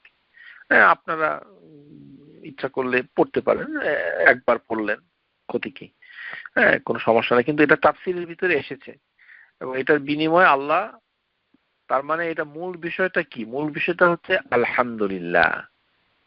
যে আল্লাহ যে জিকির, যে আলহামদুলিল্লাহ এটা বললে আল্লাহ এত পছন্দ করেন। তারপর ইবনে কাসির যে জিনিসটা তিনি বলেছেন যে কোনটি ভালো, সেই বিতর্কটা তিনি নিয়ে এসেছেন যে আলহামদুলিল্লাহ বলা ভালো না লা ইলাহা ইল্লাল্লাহ বলা ভালো। এটা এই বিতর্কটা মানে নিয়ে এসে ইমাম কুরতুবী এখান থেকে উক্তি দিয়েছেন যে কেউ বলেছেন আলহামদুলিল্লাহ বলা, রাব্বিল আলামিন বলা লা ইলাহা ইল্লাল্লাহ থেকে অধিকতর নেকির কাজ, মানে সওয়াব বেশি। কারণ আলহামদুলিল্লাহ রাব্বিল আলামিন বললে তাওহীদ এবং হামদ দুটোই আদায় হয়ে যায়, আর লা ইলাহা ইল্লাল্লাহ বলে শুধুমাত্র তাওহীদ হয়। আবার আরেক দল বলে যে না, লা ইলাহা ইল্লাল্লাহ আলহামদুলিল্লাহ থেকে মানে ভালো। এটা দ্বারা, কেননা আলহামদুলিল্লাহ রাব্বিল আলামিন কথাটা বললে মুমিন হওয়া যায় না। কেননা আমাদের দেশে এক শ্রেণীর লোক আছে, নামাজ পড়ে না, রোজা রাখে না, কিন্তু কেমন আছেন, ভালো আলহামদুলিল্লাহ ভালো আছি। আলহামদুলিল্লাহ এমন কি আপনারা শুনেছেন যে কি টেকনাফে যেই প্রদীপ দাস, যে লোকটি একটা মুসলমানকে গুলি করে হত্যা করেছে, সেও টেলিফোনে কথা বলার সময় আলহামদুলিল্লাহ বলছে, হিন্দু, সেও আলহামদুলিল্লাহ বলে। তো সুতরাং আলহামদুলিল্লাহ বলে মুমিন নির্ণয় হয় না। এই কারণে কিছু স্কলার বলেছে যে যতক্ষণ পর্যন্ত সে লা ইলাহা ইল্লাল্লাহ বলবে না বলবে, তখন লা ইলাহা ইল্লাল্লাহ বললে সেটা তার জন্য মুমিন হওয়ার সাক্ষ্য। সুতরাং লা ইলাহা ইল্লাল্লাহ আলহামদুলিল্লাহ থেকে ভালো। তো এই যে বিতর্ক, এটা ইবনে কাসির নিয়ে এসেছেন, তিনি এখানে কোনো সিদ্ধান্ত দেননি, কিন্তু সফিউর রহমান মুবারকপুরি রাহিমাহুল্লাহ তিনি এই বিতর্কটা এই তাফসির থেকে তুলে দিয়েছেন, এখানে নাই। যেটা আমরা তাফসির মিসবাহুল মুনির দারুস সালাম, এখানে এই জিনিসটা তিনি তুলে দিয়েছেন। তো আমরা আমাদের জন্য যেটি দরকার সেটি হচ্ছে যে কথাটা, যে হাদিস, এটা যদিও হাদিস হিসাবে তাখরিজ হয়নি, কিন্তু শফিউর রহমান মুবারকপুরি সেটি মানে বাদ দিয়েছেন, কিন্তু তারপরেও কথাটা গুরুত্বপূর্ণ। সেটি হচ্ছে আফদালু মা কুলতু ওয়া আনা ওয়া নাবিয়ুনা মা মিন ক্বাবলি লা ইলাহা ইল্লাল্লাহ ওয়াহদাহু লা শারীকা লাহ, যে সবচেয়ে উত্তম কথা আমার থেকে এবং আমার পূর্বে যত নবী এসেছিল তাদের পক্ষ থেকে, সেটি কি লা ইলাহা ইল্লাল্লাহ ওয়াহদাহু লা শারীকা লাহ, লা ইলাহা ইল্লাল্লাহ ওয়াহদাহু লা শারীকা লাহ। এই কথাটা হচ্ছে সমস্ত নবী এবং মানে পক্ষ থেকে উত্তম কথা। তারপর জাবির রাদিয়াল্লাহু তাআলা আনহু থেকে যে হাদিসটা, সেটি আবারও এসেছে আফদালুজ যিকরি লা ইলাহা ইল্লাল্লাহ ওয়া আফদালুদ দুআ আলহামদুলিল্লাহ। তারপর ইবনে কাসির তিনি বলেছেন আলিফ ও লাম মানে আলহামদুলিল্লাহ লেখার আগে আলিফ এবং লাম ফিল হামদি লা ইস্তিগরাক, এটি হচ্ছে লামুল ইস্তিগরাক। আলিফ লামের ইস্তিগরাকি মানে সকল শ্রেণীর প্রশংসা এখানে চলে আসবে, সব প্রশংসা, মানুষের প্রশংসা, জিনের প্রশংসা, বস্তু জগতের প্রশংসা, তারপরে আল্লাহর নিজের প্রশংসা, সমস্ত প্রশংসা এই ইস্তিগরাকের আলিফ লামের ভিতরে চলে আসবে।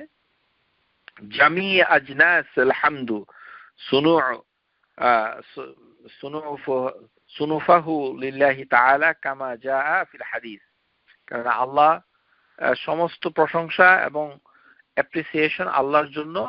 এটার একটা মৌলিক কারণ হচ্ছে যে একটা হাদিস, আল্লাহুম্মা লাকাল হামদু কুল্লুহু, যে সমস্ত হামদ আল্লাহর জন্যই, ওয়ালাকাল মুলকু কুল্লুহু, এবং তার যে ওনারশিপ, মুলকু তার যে মানে রাজত্ব, মানে তার যে মালিকানা, যে আল্লাহ সবকিছুর মালিক।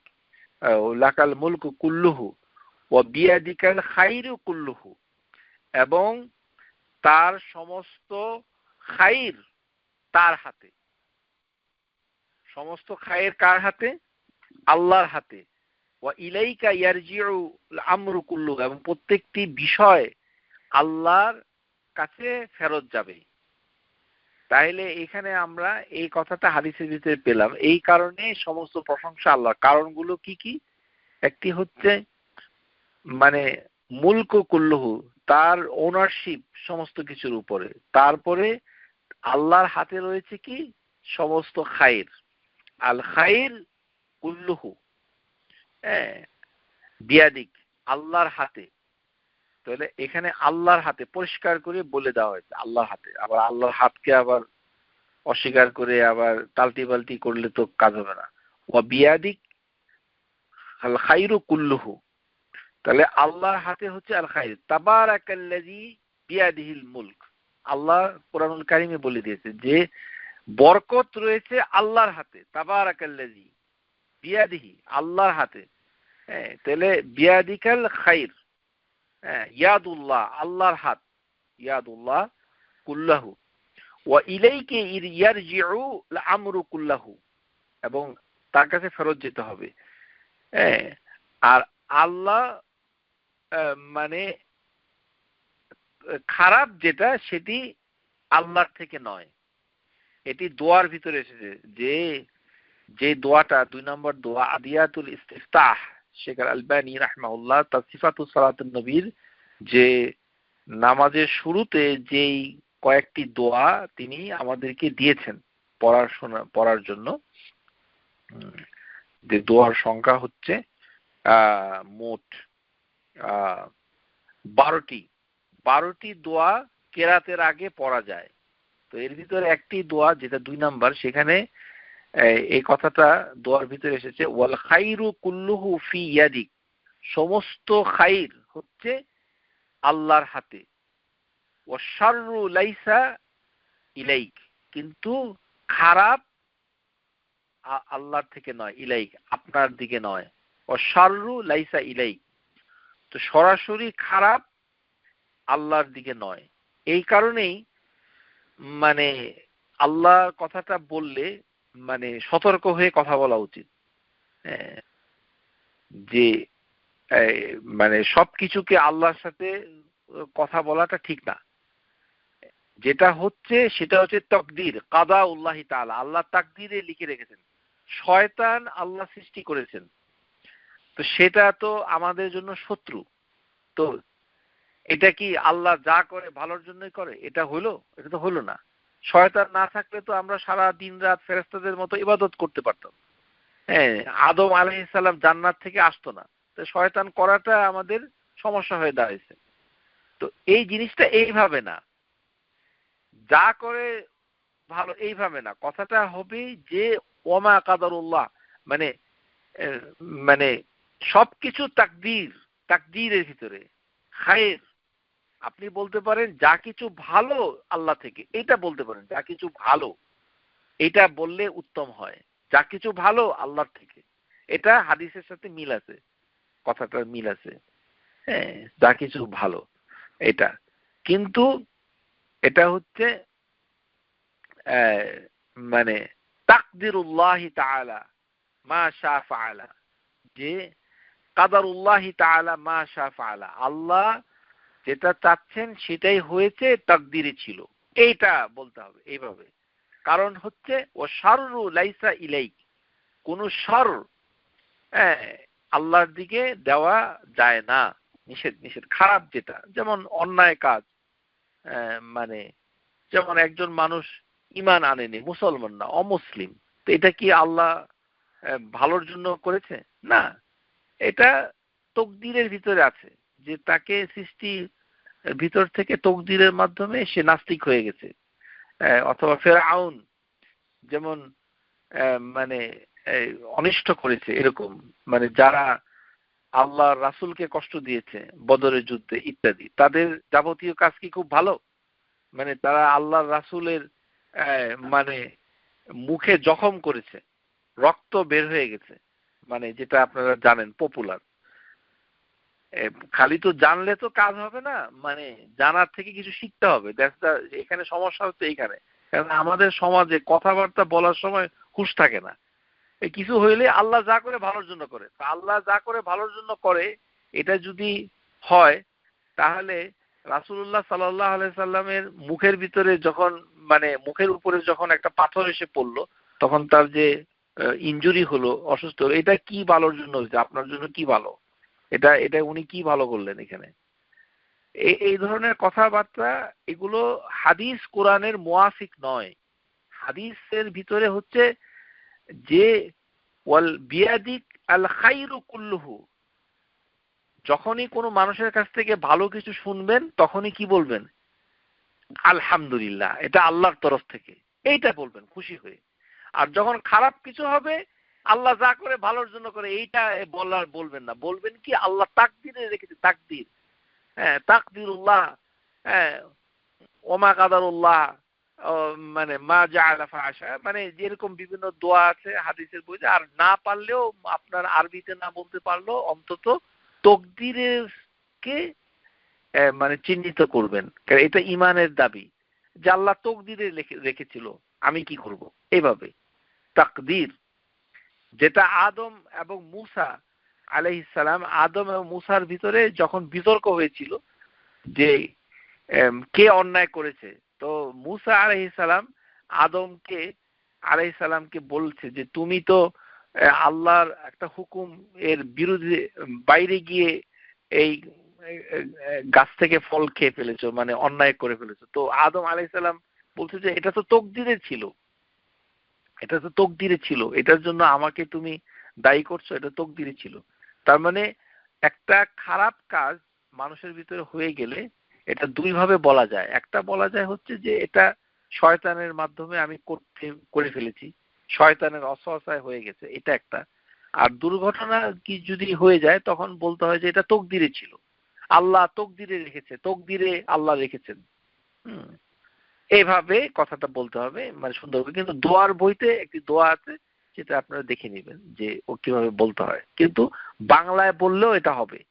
কিন্তু এখানে দোয়া ভিতরে যে অশাররু লাইসা ইলাইক, মানে আল্লাহ শব্দটা বলা যাবে না কোনো খারাপ কিছুর সাথে। এটা হচ্ছে মূল বিষয় যেটা বলতে চাচ্ছি। আল্লাহ শব্দটা বাংলা ভাষীদের কাছে মুখে যত তাড়াতাড়ি চলে আসে, কোরআন হাদিসে আল্লাহ শব্দটা সতর্কভাবে ব্যবহার করা হয়েছে। সব জায়গায় আল্লাহ শব্দ ব্যবহার করা নাই। সুতরাং ধীরে ধীরে আল্লাহ সম্পর্কে কিছু জ্ঞান লাভ করেন এবং কথাবার্তা শুদ্ধ করার চেষ্টা করেন। যখনই আল্লাহ বলবেন তখন সতর্ক হতে হবে। সেই ক্ষেত্রে আজে বাজে কথা বলা যাবে না। আশা করি বুঝতে পেরেছেন। তাহলে এখানেই আমাদের যে তাফসীরের, যে আমরা পরবর্তী ক্লাসে যেটা বলবো যে রাব্বিল আলামিন, সেটা আমরা তাফসীর করব। এখন আসুন যে যে বিষয়গুলো, যে মুহররম, শাহরুল্লাহিল মুহররম, এই বিষয়ে আমরা কি করতে পারি। তো শাহরুল্লাহিল মুহররমের ভিতরে যে জিনিসটা এসেছে সেটি হচ্ছে যে রাসূলুল্লাহ সাল্লাল্লাহু আলাইহি সাল্লাম তিনি রোজা রাখতে বলেছেন। এটা আমলের দিক থেকে এটা উত্তম, রোজা। কেননা আফদালুস সিয়ামি বাদা রমাদান, রোজার পরে মানে সবচেয়ে বেশি উত্তম রোজা হচ্ছে মুহররমের রোজা। এটা এটা হচ্ছে, এবং অনেক স্কলারদের মতে যে এই হাদিসটা সবার পরে এসেছে। হ্যাঁ, কেননা রাসূলুল্লাহ সাল্লাল্লাহু আলাইহি ওয়াসাল্লাম মুহররম মাসে অতিরিক্ত রোজা রাখতেন, এরকম হাদিস আমরা মানে পাই না যেটা আমরা শাবানের ক্ষেত্রে পাই, যে শাবান মাসে তিনি অনেক রোজা রাখতেন। তো এই দুটো হাদিসের সাথে মানে স্কলার যারা মুহাদ্দিসিন তারা আলোচনা করে দেখেছেন যে যে মুহররমকে শাহরুল্লাহ বলে এই মাসে রোজা রাখার মানে তাগিদটা রাসূলুল্লাহ সাল্লাল্লাহু আলাইহি সাল্লাম সবার শেষে দিয়েছেন। এই কারণে তিনি হয়তো মানে মানে রাখেননি এই মাসে, হয়তো তার রাখার আগেই তার ইন্তেকাল হয়েছে ইত্যাদি ইত্যাদি, মানে অথবা মানে রিপোর্ট হয়নি। কেননা আমরা হাদিসের ভিতরে দেখি যে রোজার মাস ছাড়া সবচেয়ে বেশি রোজা রাসূলুল্লাহ সাল্লাল্লাহু আলাইহি ওয়াসাল্লাম রাখতেন কবে? শাবান মাসে। কিন্তু রাসূলুল্লাহ সাল্লাল্লাহু আলাইহি ওয়াসাল্লাম বলছেন যে মুহররমের রোজা হচ্ছে সবচেয়ে উত্তম। তো মুহররমের রোজা এই মাসে আপনারা যারা রাখতে চান, একটা তো আছে যে আশুরা, তাশুয়া, এটার রোজা, কিন্তু এটা ছাড়া বাকি রোজাগুলো কিভাবে রাখতে পারেন? যাদের বন্ধ আছে, এখন দিন একটু বড়, রোজা রাখা একটু মানে হয়তো একটু কষ্টসাধ্য হয়ে যাবে, যাদের অসুখ আছে মানে এই, তো তারা ছুটির দিনে রোজা রাখতে পারেন। যে ছুটির দিন কোনটা? সেটা হচ্ছে রবিবার। রবিবার দিন রোজা রাখেন। যে এই মাসে যতগুলি রবিবার আছে সবগুলা রবিবার রোজা রাখেন, তাহলে আপনার জন্য সহজ হয়ে গেল একটা। এখন শনিবারে মানে রোজা রাখা যাবে না, কিন্তু এই বছর যেহেতু আজকে ৩ তারিখ, সেই জন্য শনিবার হবে হচ্ছে মানে আগামী এই শনিবারের পরের শনিবার হচ্ছে আশুরা। এটি হচ্ছে আশুরা। তো আশুরা হচ্ছে একটি মানে মানে সালাত মানে মানে একটি আমল, যে আমরা সেদিন সেই আশুরাতে রোজা রাখি। আশুরা রোজা রাখা ক্ষেত্রে যে জিনিসটা এসেছে যে শুক্রবারের রোজার হাদিসটা যদি আপনি আমলে নিয়ে যান, তাহলে আপনাদের কাছে রোজা রাখাটা সহজ হবে। এটি হচ্ছে লা ইয়াসুমান্না আহাদুকুম ইয়াউমাল জুমআতি ইলা ইয়াউমান ক্বাবলাহু আও বা'দাহু, যে তোমরা কখনোই জুমার দিনে শুক্রবারে রোজা রাখবে না, যদি না তোমরা শুক্রবারের আগের একদিন অথবা শুক্রবারের পরের একদিন রোজা না রাখো। এই হাদিসটা মুসলিমের হাদিস, বুখারীর হাদিস। বুখারীর হাদিস নাম্বার 1849, মুসলিম 1929। তাহলে এখান থেকে আমরা কি পেলাম? যে শুক্রবারে আলাদা করে রোজা রাখতে গেলে একদিন যোগ করতে হয়। সেটি কি? হয় শুক্রবারের আগে বৃহস্পতিবার অথবা শুক্রবারের পরে শনিবার। এভাবে শনিবারে রোজা রাখা যাবে যদি 2 দিনে রোজা রাখা যায়। কিন্তু শুধুমাত্র শনিবার যে রোজাটা রাখার ব্যাপারে যে বিতর্কটা এসেছে, সেটি একটি হাদিসের কারণে এসেছে, যেটি শেখ আলবানী ইরওয়াউল গালিলের ভিতরে আলোচনা করেছে, হাদিস নাম্বার 960। তিনি হাদিসটাকে সহিহ বলেছেন যে লা তাসুমু ইয়াউমাস সাবতি ইল্লা ফিমা আফতারাদাল্লাহু আলাইকুম, যে তোমরা শনিবারে কখনোই রোজা রাখবে না ফরজ রোজা ছাড়া। অর্থাৎ কোনো মহিলা যদি মাসিকের কারণে কোনো ফরজ রোজা বাদ পড়ে যায়, সে শনিবারে রোজা রাখতে পারবে, শুধু শনিবার পারবে, অসুবিধা নাই। কারণ কি? সে ফরজ রোজা রাখছে, এই কারণে ফরজ রোজা শনিবারে রাখা যাবে, সেটা কাজা হোক অথবা ফরজ রোজা হোক। কিন্তু ফরজ রোজা ছাড়া নফল রোজাগুলো শনিবারে রাখা যায় না। এটার হাদিসটা এখানে পরিষ্কার করে দেওয়া হয়েছে। তাহলে এই দুইটো হাদিসের ভিতরে সমন্বয় করতে গেলে আপনাকে কি করতে হবে? যে শুক্রবারের সাথে হাদিসটা রাখতে হবে। শুক্রবার আপনি তাহলে কি করবেন? শুক্রবার শনিবার রোজা রেখে দিবেন, তাইলেই আপনার রোজাটা মানে মানে হয়ে যাবে। কারণ হচ্ছে যে শুক্রবারে আপনি রাখলেন, শনিবার রাখলেন, তাহলে আপনার হাদিসের ভিতরে আমল হয়ে গেল এটা। আর তার থেকে উত্তম হয় মানে কেউ যদি রাখতে চায়, যেহেতু এটা শাহরুল্লাহ মুহররম, একেবারে বৃহস্পতি শুক্র শনি 3 দিন রেখে দিল, তাহলে আরো ভালো।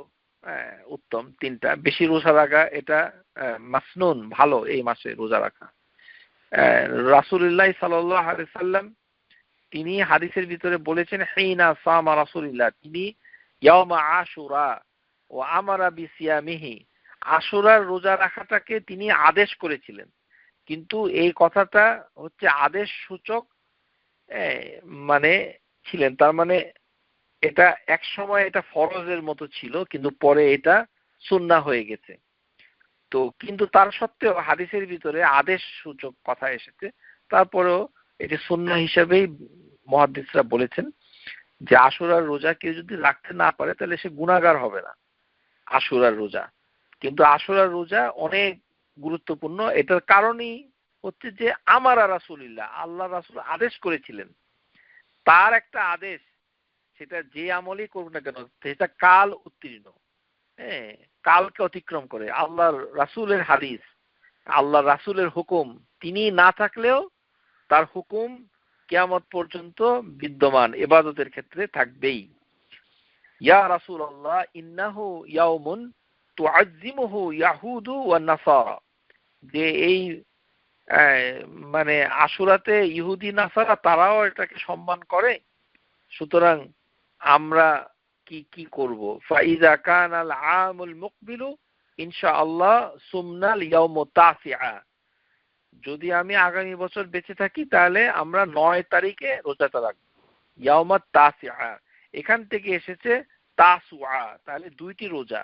9 তারিখের রোজাটাকে বলা হয় সাওমু তাসুআ, আর 10 তারিখের রোজাটাকে বলা হয় সাওমু আশুরা। তাহলে আমরা পেয়ে গেলাম যে এই মহরমের রোজা সুন্নাহ হচ্ছে দুইটি রোজা রাখা, একটি হচ্ছে 9 এবং 10। হ্যাঁ, কিন্তু 10-11 না, 10-11 না, মানে 10-11 রাখতে পারেন, সেটাতে কোনো সমস্যা নাই, কিন্তু হাদিস অনুযায়ী 10-11 শুদ্ধ না, 9-10 শুদ্ধ। একটা হচ্ছে হাদিস নিজেই আছে যে এখানে রাসূলুল্লাহ সাল্লাল্লাহু আলাইহি ওয়াসাল্লাম বলেইছেন যে আমি 9 তারিখে রোজা রাখবো, কিন্তু তিনি 9 তারিখের আগে ফালাম ইয়াতিল আমুল মুকবিলু হাত্তা তুফিয়া রাসূলুল্লাহ সাল্লাল্লাহু আলাইহি ওয়াসাল্লাম ইন্তেকাল হয়ে যায়। তো এখন কারণটা যদি আপনি বুঝেন, একটা তো হাদিসে বলেছে, আর একটা কি যে ইহুদি খ্রিস্টানদের বিরোধিতা করতে হবে, কিন্তু বিরোধিতা করার সময় আল্লাহ রাসূল সাল্লাল্লাহু আলাইহি ওয়াসাল্লাম কেন 9 তারিখকে বেছে নিলেন, কেন 10 তারিখকে বাছলেন না? এটা যদি আপনি চিন্তা করেন তাহলে বোঝা যাবে। কেননা 10 তারিখে রোজার সাথে একটা দিন মিলাইতে হবে, তো দিনটা কি আগে হবে না দিনটা পরে হবে? সেক্ষেত্রে তিনি আগের দিনটা বেছে নিলেন বিরোধিতা করার ক্ষেত্রে। তার মানে আল্লাহর দিকে যাওয়ার জন্য ইবাদতের ক্ষেত্রে প্রতিযোগিতা করাটা আল্লাহর একটি মানে চাহিদা। আল্লাহ এটা চান যে আমরা যেন ভালো কাজ দ্রুত করি। এটা হাদিসের ভিতরে এসেছে, বাদিরু বিল আমালি, যে তোমরা ভালো কাজকে দ্রুত করো। বাদিরু বিল আমালি, বাদিরু বিল আমালি, এটা দুটো হাদিস মুসলিমের। একটা হাদিসের ভিতরে এসেছে বাদিরু আমালি ফিতনা কাতিয়া লাইলা মুজলিম। আমরা ওইটা ডিটেইলস আলোচনা করব না, শুধু এটা বলতে চাই যে বাদিরু আমালি এখানে বলছে ফিতনা আসার আগেই, কালো ফিতনা, কাতিউল লাইলি মুজলিম, যে মুজলিম যে ডার্ক অন্ধকার রাত আসার আগেই তোমরা ভালো কাজটা করে ফেলো। মানে আপনি যে কোনো কাজ আগে করবেন, তো ইহুদিদের বিরোধিতা করবে, তো ইহুদিদের সাথে কম্পিটিশন দিয়ে আগে আমরা এটা করব, তাহলে এটা আগে হয়ে গেল। আগে মসজিদে আগে যাওয়া ভালো। তারপরে হজ করতে যখন আমরা যাই তখন জোহরের পরে মানে পাথর মারার সময় শুরু হয়। তো আমি অনেক লোককে বলি যে চলেন আমরা এখন পাথর মারতে যাই, তো বলে যে এত তাড়াহুড়ার কি আছে। আউযুবিল্লাহি মিনাশ শাইতানির রাজিম। আপনি এটাকে তাড়াহুড়া করছেন বলছেন? আরে জোহরের পরপর পাথর মারলে তো আপনি বাদিরু বিল আমালি, ভালো কাজে আগিয়ে থাকা, ভালো কাজে আপনি আগিয়ে থাকা, এটা হাদিসের ভিতরে এসেছে যে তোমরা ভালো কাজ যেটা আমল, সৎ আমল, এটাকে বাদিরু বিল আমাল সিত্তা। এখানে আরেকটা হাদিস আছে সিত্তা তুলু শামসি। আমরা এই হাদিস আলোচনা করতে চাই না, শুধু বলতে চাই যে আল্লাহ আজ্জা ওয়া জাল কুরআনুল কারীমে তিনি বলেছেন ওয়াসারিউ ইলা মাগফিরাতিন মির রাব্বিকুম ওয়া জান্নাতিন আরদুহা সামাওয়াতি ওয়াল আরদ উইদ্দাত লিল মুত্তাকিন। আল্লাহ সুবহানা তিনি বলেছেন ফাস্তাবিকুল খায়রাত, সূরা বাকারা আয়াত নাম্বার 148। তার মানে ভালো কাজের ক্ষেত্রে তোমরা কে আগিয়ে থাকবে, আগাতে হবে। হ্যাঁ, সারিউ ইলা মাগফিরাতিন, যে তোমরা তীব্র প্রতিযোগিতা করো। হ্যাঁ, ভালো কাজ মানে সব কাজ হয়তো আপনি তাড়াতাড়ি করতে পারবেন না, মানে যখনই সুযোগ হয় ওয়াসারিউ ইলা মাগফিরাতিন মির রাব্বিকুম ওয়া জান্নাতিন আরদুহা সামাওয়াতি ওয়াল আরদ উইদ্দাত লিল মুত্তাকিন, যে তোমরা মাগফিরার দিকে এগিয়ে চলো। আর এখানে বলে আরেকটা আয়াতে বলছে ফাস্তাসবিকু খায়রাত, ভালো কাজে আগিয়ে থাকো। তাহলে এখানে মাগফিরাটা আল্লাহ কেন বললো? মানে মাগফিরা যদি না হয় তাহলে আপনি জান্নাত পাবেন না। এজন্য আল্লাহ সুবহানাহু ওয়া তাআলা মাগফিরাতটা উল্লেখ করেছেন যে তোমরা সবাই আল্লাহর মাগফিরাত মানে ক্ষমা জন্য প্রতিযোগিতা করো। আমরা যেন একে অপরের সাথে কম্পিট করি কে আল্লাহর ক্ষমা পাবে। তো সমস্যা হলো এই, আমাদের দেশে যখন কোনো ভালো মানুষ মারা যায়, হ্যাঁ, তখন যদি আমি বলি যে আল্লাহ তাকে ক্ষমা করে দেখ, মানে উনি ধারণা করছে যে ওই লোকটা মানে খারাপ কাজ করেছে, এই কারণে আমি এটা বলেছি। এটা কিন্তু ঠিক না, এই ধারণাটা ভুল। এটা না জানার জন্য ক্ষমা ক্ষমা এটা মানে মাগফিরা, আমাদের সমাজে ইস্তেগফার মাগফিরা যেভাবে চিন্তা করে ইসলাম এবং শরীয়ত এভাবে চিন্তা করে না। সুতরাং অনুবাদ পড়ে আপনার আকীদা শুদ্ধ করতে পারবেন না। আপনাকে বুঝতে হবে আল্লাহর ক্ষমা না চেলে আপনি জান্নাত পাবেন না। মানে জান্নাতের শর্তই হচ্ছে আল্লাহর ক্ষমা। এই কারণে আল্লাহ বলছে সারিউ ইলা মাগফিরাতিন মির রাব্বিকুম, তোমরা তোমাদের রবের ক্ষমার দিকে দৌড় দাও, জান্নাতের দিকে না, ক্ষমার দিকে দৌড় দাও। মানে ক্ষমা যে আগে পেতে পারে তাইলে তার লাভটা কি? সে জান্নাতে চলে যাবে। ওয়া জান্নাতিন আরদুহা সামাওয়াতু ওয়াল আরদু উইদ্দাত লিল মুত্তাকিন।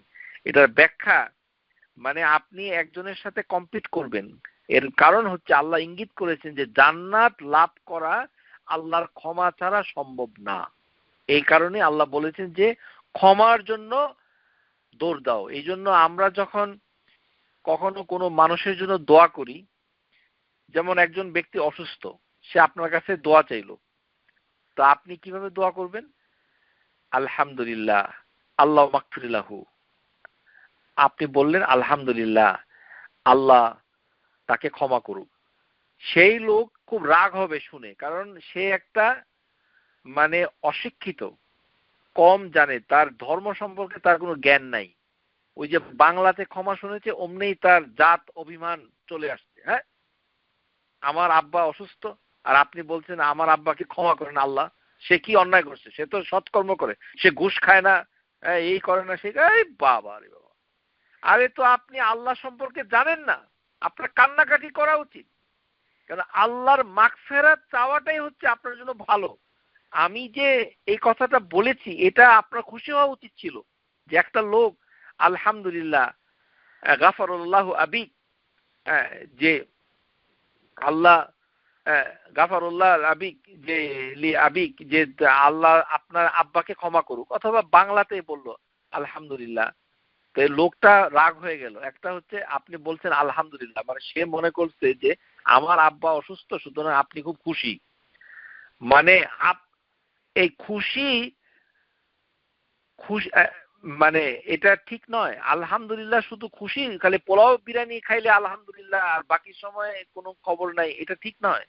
কারণ এটা হচ্ছে একটা দোয়া, এটা একটা দোয়া, এটা আফদালুদ দোয়া। আলহামদুলিল্লাহ, এটা আপনার আব্বা আম্মাকে ছোট করা হচ্ছে না, এটা দোয়া করছে সে আলহামদুলিল্লাহ। কারণ আল্লাহ এটা শুনতে পছন্দ করেন। যেটা শুনতে পছন্দ করেন এই কথাটা বলে আপনি যদি মানে দরখাস্ত করেন, সেটা মঞ্জুর হবে না। আমরা যখন দুনিয়ার কাজে কি দেখি, যে কোনো বস কোনো মালিকের কাছে তার পছন্দের কথাটা বললে সে খুশি হয়, তারপরে নিজের চাহিদাটা পূরণের দরখাস্তটা করি। তাহলে আলহামদুলিল্লাহ, এটাতে রাগ হওয়ার কিছু নাই, এটা না জানার জন্য এটা হচ্ছে। আর আল্লাহ আপনার আব্বাকে ক্ষমা করুক, আল্লাহ আপনার আম্মাকে ক্ষমা করুক, আল্লাহ আপনাকে ক্ষমা করুক, আল্লাহ আমাকে ক্ষমা করুক, এই ক্ষমা চাওয়াটা এটা আপনার, এটার প্রমাণ এই না যে আপনি গুনাহ করেছেন। গুনাহ করলে ক্ষমা করতে হয়, এটা ঠিক নয়। কারণ আল্লাহ বলেই দিয়েছেন যে তোমরা জান্নাতেই যেতে পারবে না যতক্ষণ না পর্যন্ত তোমরা ক্ষমা প্রাপ্তি না হও। তাহলে মানুষ যদি জান্নাতে না যায় যাবে কোথায়? জাহান্নামে। তো আপনি কি জাহান্নামটা খুব পছন্দ করছেন আপনার আম্মার জন্য আর আব্বার জন্য? তো আপনি বলে দেন যে আমার আব্বার জন্য আমি জাহান্নাম পছন্দ করেছি, সুতরাং তার ক্ষমার দরকার নাই। আউযুবিল্লাহি মিনাশ শাইতানির রাজিম। না জানার জন্য। এই জন্য আমাদের পত্র পত্রিকাতে কখনোই দেখবেন না যে কোনো ব্যক্তি কিংবা মিডিয়াতে অথবা সামাজিক জীবনে কখনো ক্ষমা চায় কারোর জন্য। কারণ ক্ষমা চাইতে গেলে তার ভিতরে একটা কাজ করে, উনি হয়তো মাইন্ড করবে। আমাদের সমাজে এক আছে মাইন্ড। আরে কি যে মাইন্ড, বাংলাদেশের মাইন্ড নিয়ে যে কি হবে কবরের ভিতরে আর কিয়ামতের দিনে, বাংলাদেশের মাইন্ড কোথায় যাবে? আল্লাহু আকবার। তার ধর্ম সম্পর্কে কোনো কিছু জানে না, আল্লাহ সম্পর্কে কিছু জানে না, ইস্তেগফার সম্পর্কে জানে না, কোনো ধরনের কোনো কিছু জানে না, কিচ্ছু না। তার আছে মান অভিমান এবং জাত্য অভিমান তার মর্যাদা নিয়ে। আল্লাহ বলেছেন সারিউ ইলা মাগফিরাতিন মিন রাব্বিকুম, যে মাগফিরাতের দিকে তোমরা কম্পিট করো, ইউ কম্পিট টুয়ার্ডস দি মাগফিরা অফ আল্লাহ সুবহানাহু ওয়া তাআলা। কেন? ওয়া জান্নাতিন আরদুহা, কারণ ক্ষমা পাওয়ার সাথেই তোমাদের রয়েছে জান্নাত। তো ক্ষমা না পেলে তার জান্নাত হবে না, এটাতে আগ বাড়িয়ে কাজ করতে হবে। এইটা হচ্ছে বাদিরুল আমাল, এটা হাদিস। যে এই জন্যই হজ করতে গেলে ওই মিনাতে তাবুর ভিতরে বসে বসে গল্প গুজব না করে যখনই জোহরের ওয়াক্ত হওয়ার আগেই রওনা দিয়ে দেওয়া, যেন জোহরের আজানের মানে নামাজ পড়ার পরপরই আপনি পাথরটা মারতে পারেন। তাহলে কি হলো? হজ করতে গেছেন, আল্লাহর কাছে আপনি সময়টা দিয়ে দিয়েছেন, আল্লাহর কাছে আপনি আপনার সময় আপনার সবকিছু দিয়ে আল্লাহর কাছে হাজির হয়েছেন। তো আপনার এখন চাহিদা কি? চাহিদা তো কিছুই নাই। আল্লাহর মাগফিরা, আল্লাহর ক্ষমা, আপনি জান্নাত চান। তাহলে এটার জন্য আপনি কম্পিট করবেন না, এটার জন্য আপনি আগে আগে যাবেন না, আপনি মিনা থেকে আগে বের হবেন না। না না, বসে বসে গল্প করেন।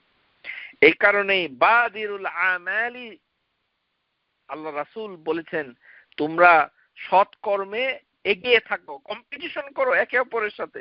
কে বেশি, কে দ্রুত মসজিদে যেতে পারে, কে দ্রুত হজ করতে পারে, কে দ্রুত মানে মানে আল্লাহর পথে সংগ্রাম করতে পারে ইত্যাদি। তো আলহামদুলিল্লাহ যে বিষয়টা এসেছে সেই বিষয়টা আমরা শুরুতে যেটা বলেছিলাম যে আলহামদুলিল্লাহ কথাটা আদম আলাইহিস সালাম হাঁচি দেওয়ার সাথে সাথে বলেছিলেন। এই জন্য আল্লাহ হাঁচিটাকে পছন্দ করে, হাঁচিটা পছন্দ করে। কারণ কি? আল্লাহ পছন্দ করেন। হাঁচির কি উপকারিতা এটা জানার আপনার কোনো দরকার নাই। এটা উপকারিতা থাকলেও আল্লাহ পছন্দ করে, এটা আপনার দৃষ্টিতে বৈজ্ঞানিক দৃষ্টিতে কোনো উপকারিতা না থাকলেও আল্লাহ পছন্দ করে। বিজ্ঞানের সাথে আল্লাহর পছন্দের কোনো যোগাযোগ নাই, এখানে কোনো সায়েন্স আনবেন না। তো হাদিসের ভিতরে এসেছে ইন্নাল্লাহা ইউহিব্বুল উতাশ, ইন্নাল্লাহা ইউহিব্বুল উতাশা, আল্লাহ হাঁচি পছন্দ করে। ওয়া ইয়াকরাহু তাসাউব, আল্লাহ হাই তোলাটাকে অপছন্দ করে। হাই তোলা, হাই যখন তুলে আমরা হা করে, যখন মুখ হা করে যখন হাই তুলি, সেটা আল্লাহ অপছন্দ করে। তাহলে হাই তোলাটা যখন কারো হয়, তখন তার উচিত হাইটাকে আটকে রাখা, মানে মুখে হাত দেওয়া অথবা অন্য কিছু করা, মেন্টাল ফাংশনকে ডাইভার্ট করলে তাহলে হাইটা হয়তো চলে যেতে পারে।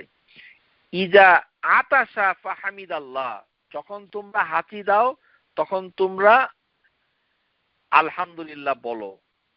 ফাহাক্কা আলা কুল্লি মুসলিম সামিতু ইউসাম্মিতুহু, এবং আলহামদুলিল্লাহ যখনই একজন বলবে তখন সামিউহু, যখন সে শুনবে, তাহলে ভালো করে শিখেন, যখন কেউ হাঁচি দিবে তখন সে বলবে আলহামদুলিল্লাহ। ইজা আতাশা ফালিয়াকুল আলহামদুলিল্লাহ। তাহলে আপনি যখনই হাঁচি দিবেন তখনই আলহামদুলিল্লাহ বলবেন।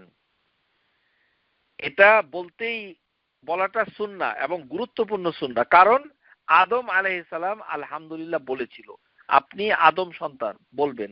তাছাড়া রাসূলুল্লাহ সাল্লাল্লাহু আলাইহি সাল্লাম হুকুম করছেন, আদেশ করছেন, ফাইজা আতাশা ফাহামিদাল্লাহ, যে তোমরা যখন হাঁচি দাও তখন তোমরা আলহামদুলিল্লাহ বলো।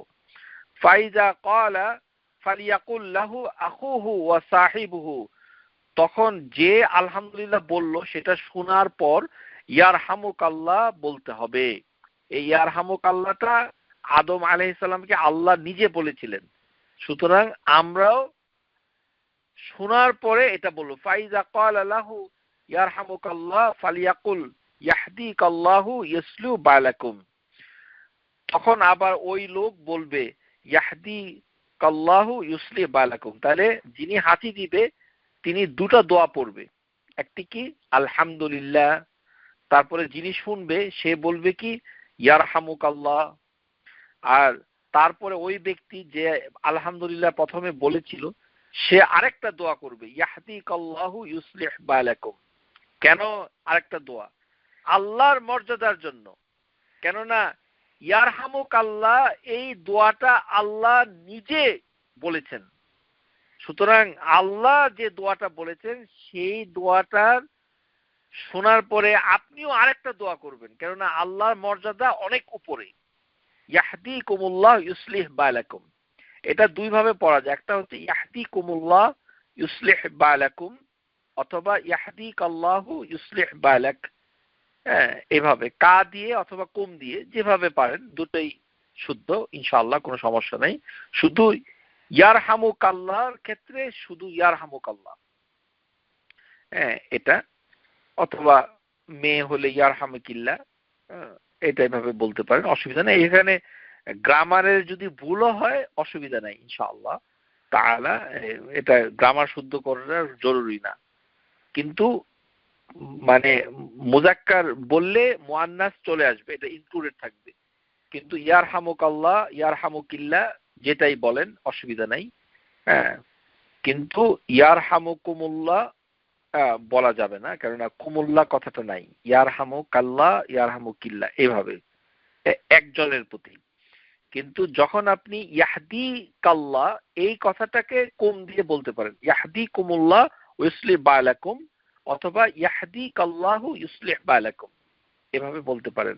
কিন্তু কেউ যদি হাঁচি দিয়ে কিছু না বলে আপনি আবার আগ বাড়ায় ইয়ারহামুকাল্লাহ বলতে পারবেন না। শুনে রাখুন, বলতে পারবেন না, বলে আপনার গুনাহ হতে পারে। কারণ হাদিসে নিষেধ করা হয়েছে, যদি তুমি না শুনো হামিদাল্লাহ তখন তুমি তাসমিদ করতে পারবে না। ইজা আতাশা আহাদুকুম ফাহামিদাল্লাহ ফাসাম্মিতুহু, মানে আলহামদুলিল্লাহ বলাটাকে হাদিসের ভাষায় বলা হয় তাহমিদ, আর ইয়ারহামুকাল্লাহ কথাটা বলাটাকে বলা হয় তাসমিদ। তাসমিদ তাহমিদ, তাসমিদ শুনলে মানে তাহমিদ শুনলে তাসমিদ করতে হয়। তাহলে তাসমিদটা কি? ইয়ারহামুকাল্লাহ। ফাইন লাম ইয়াহমাদিল্লাহ ফালা তুসাম্মিতুহু, এটা হাদিস।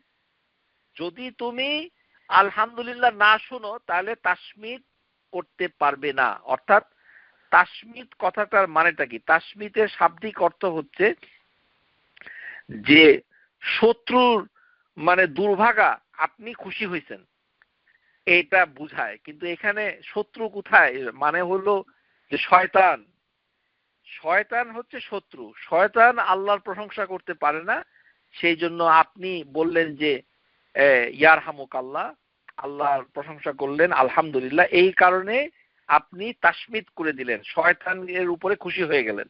তাসমিদ শব্দের শাব্দিক অর্থের কথা বলছি।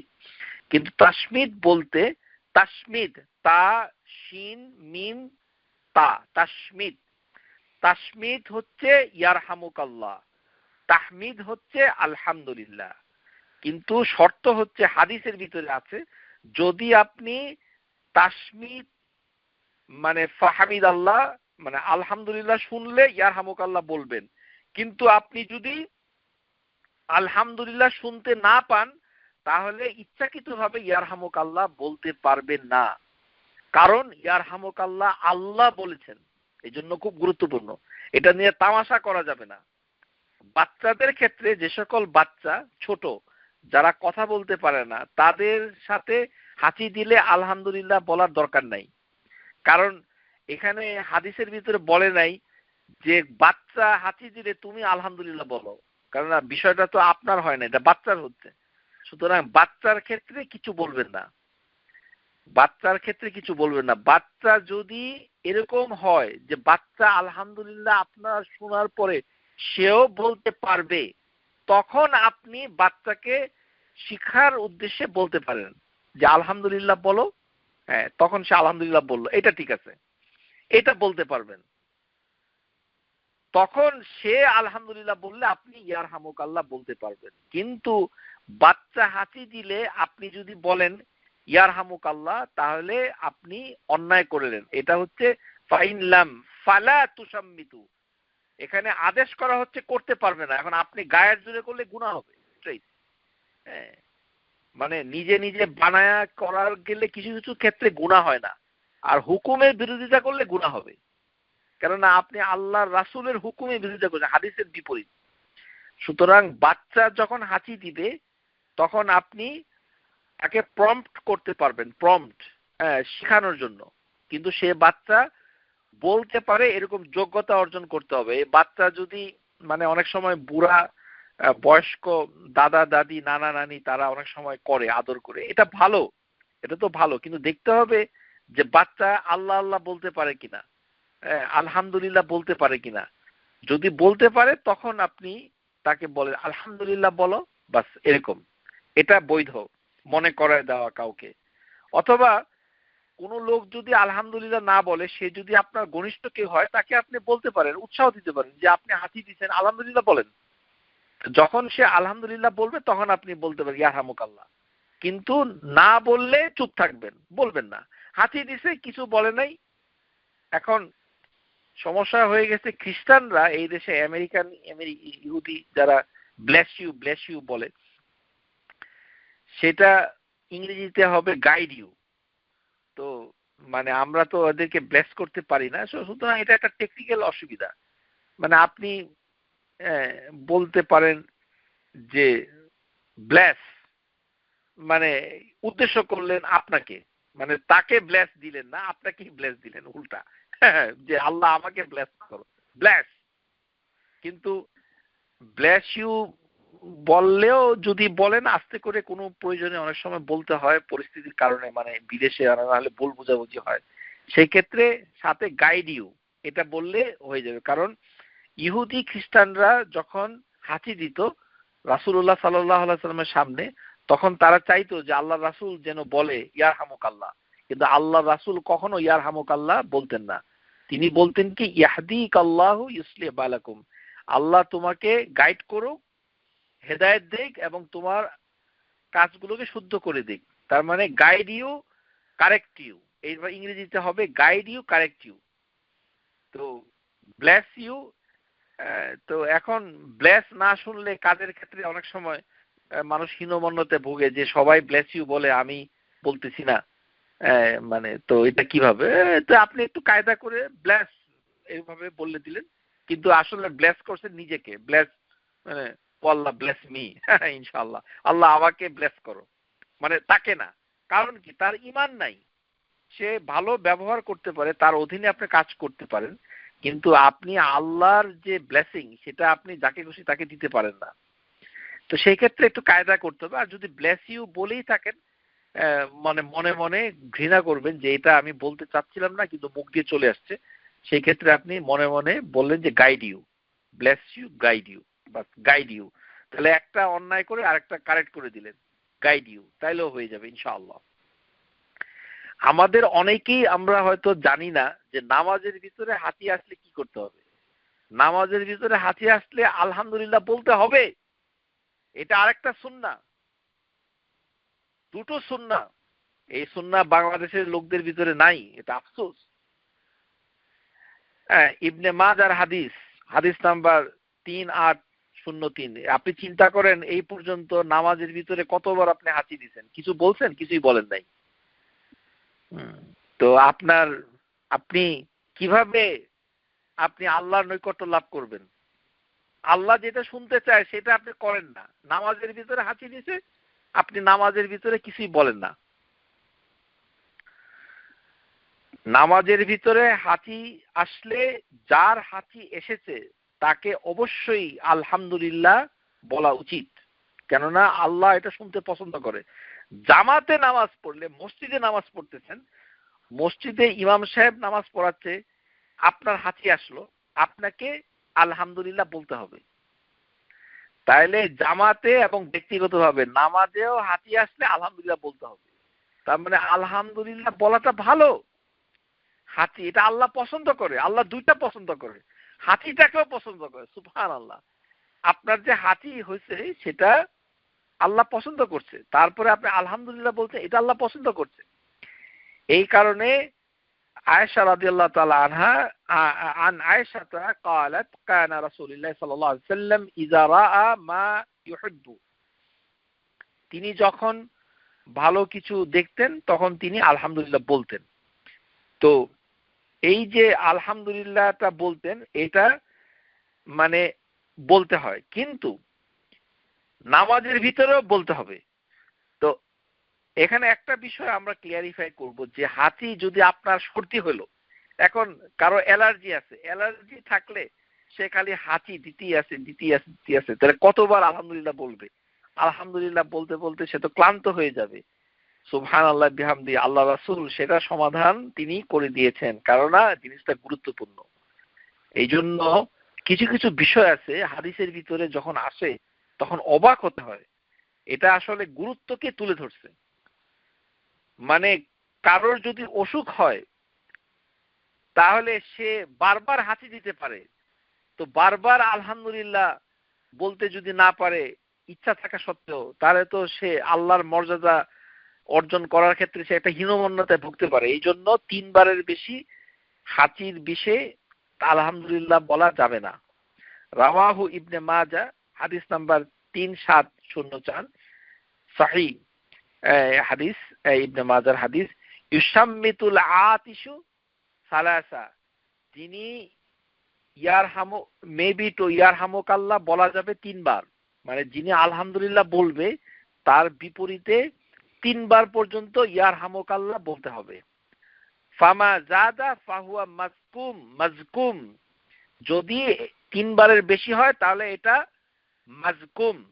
মাজকুম মানে হচ্ছে এক ধরনের অসুখ, যেমন সর্দি কাশি, মানে তার যে কোনো অসুখ হয়েছে, মাজকুম মানে 3 বার হাঁচি দেওয়ার পরে অতিরিক্ত হইলে আর আলহামদুলিল্লাহ বলার দরকার নাই। আর ইয়ারহামুকাল্লাহ বলবেন না, কেননা সে তো বলছে না। আর কোনো ব্যক্তি যদি একেবারে চুপে চুপে আলহামদুলিল্লাহ বলে, যেটা আপনি শুনতে পান নাই, তাহলে ইয়ারহামুকাল্লাহ বলা দরকার নেই। কিন্তু 3 বার পর্যন্ত বলবেন।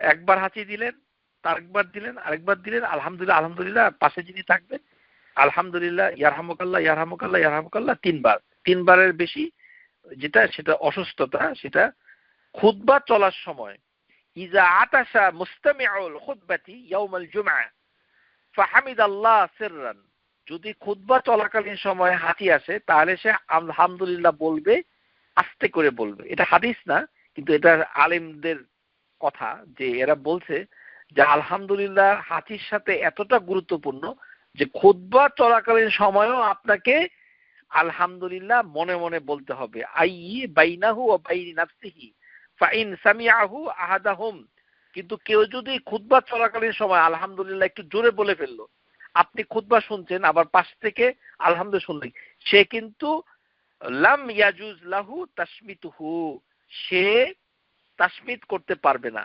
ইয়ারহামুকাল্লাহ বলতে পারবে না। নামাজের ভিতরে আলহামদুলিল্লাহ আমরা বলি না, এই কারণে কত সওয়াব, নামাজের ভিতরে আলহামদুলিল্লাহ বলেন নাই এই পর্যন্ত, কত বড় সুন্নত থেকে সওয়াব থেকে আপনি বঞ্চিত হয়েছেন, একটা হিসাব করেন। হাদিস, বুখারীর হাদিস, হাদিস নাম্বার 799, আন রিফাআতি বিন রাফি', তিনি বলছেন হাদিস, কুন্না ইয়াওমান নুসাল্লি ওয়ারা আন-নবী সাল্লাল্লাহু আলাইহি ওয়াসাল্লাম ফালাম রাফা রাসাহু রাকআ, তিনি যখন মানে রুকু থেকে মাথা তুলে দাঁড়ালেন তখন বললেন সামি আল্লাহু লিমান হামিদা, তখন ক্বালা রাজুলুন ওয়ারাহু রব্বানা ওয়া লাকাল হামদ হামদান কাসীরান তাইয়িবান মুবারাকান ফি। এটি হচ্ছে আমরা জানি যে এক লোক রব্বানা ওয়া লাকাল হামদ হামদান কাসীরান তাইয়িবান মুবারাকান ফি এই কথাটা বলেছিল। হ্যাঁ, ঠিক একই রকমের একটি হাদিস এসেছে যেটি হচ্ছে মানে নামাজের ভিতরে এক লোক হাঁচি দিয়েছিল, মানে তখন এটি হচ্ছে মুআজ বিন তিরমিজির হাদিস, হাদিস নাম্বার 404 তিরমিজির হাদিসে সাল্লাইতু, এটি হচ্ছে আন আবিহি আন মুআজ বিন রিফাআ, তার পিতা থেকে বলতে সাল্লাইতু খালফা রাসূলিল্লাহ সাল্লাল্লাহু আলাইহি ওয়াসাল্লাম, আমরা রাসূলের পিছনে নামাজ পড়ছিলাম। ফাআতাশতু, আমি হাঁচি দিয়েছিলাম। ফাকুলতু আলহামদুলিল্লাহ হামদান কাসীরান তাইয়িবান মুবারাকান ফি, তার মানে আলহামদুলিল্লাহ হামদান কাসীরান মুবারাকান ফি এই কথাটা হাঁচির সাথেও একটা হাদিসে আছে, আর একটা রুকু থেকে দাঁড়ানো অবস্থায় আছে, দুটো হাদিস, তার মানে কনফিউজ হবে না, এই কারণে আমি বলে দিলাম দুটো হাদিস, একটা হচ্ছে হাঁচির সাথে আরেকটি হচ্ছে রুকু থেকে ওঠার সাথে, মানে রাব্বানা লাকাল হামদ হামদান কাসীরান তাইয়িবান মুবারাকান ফি এই কথা, আরেকটা হচ্ছে হাঁচি দিলে এই কথা, কেননা এই হাঁচিতে বলা হচ্ছে ফাতাশতু, আমি হাঁচি দিয়েছিলাম, ফাকুলতু আলহামদুলিল্লাহ হামদান কাসীরান তাইয়িবান মুবারাকান ফি মুবারাকান আলাইহি কামা ইউহিব্বু রাব্বুনা ওয়া ইয়ারদা, এতটুকু সে বলেছে। তাহলে যে ব্যক্তি নামাজের ভিতরে হাঁচি দিয়েছিল সে কি বলেছিল?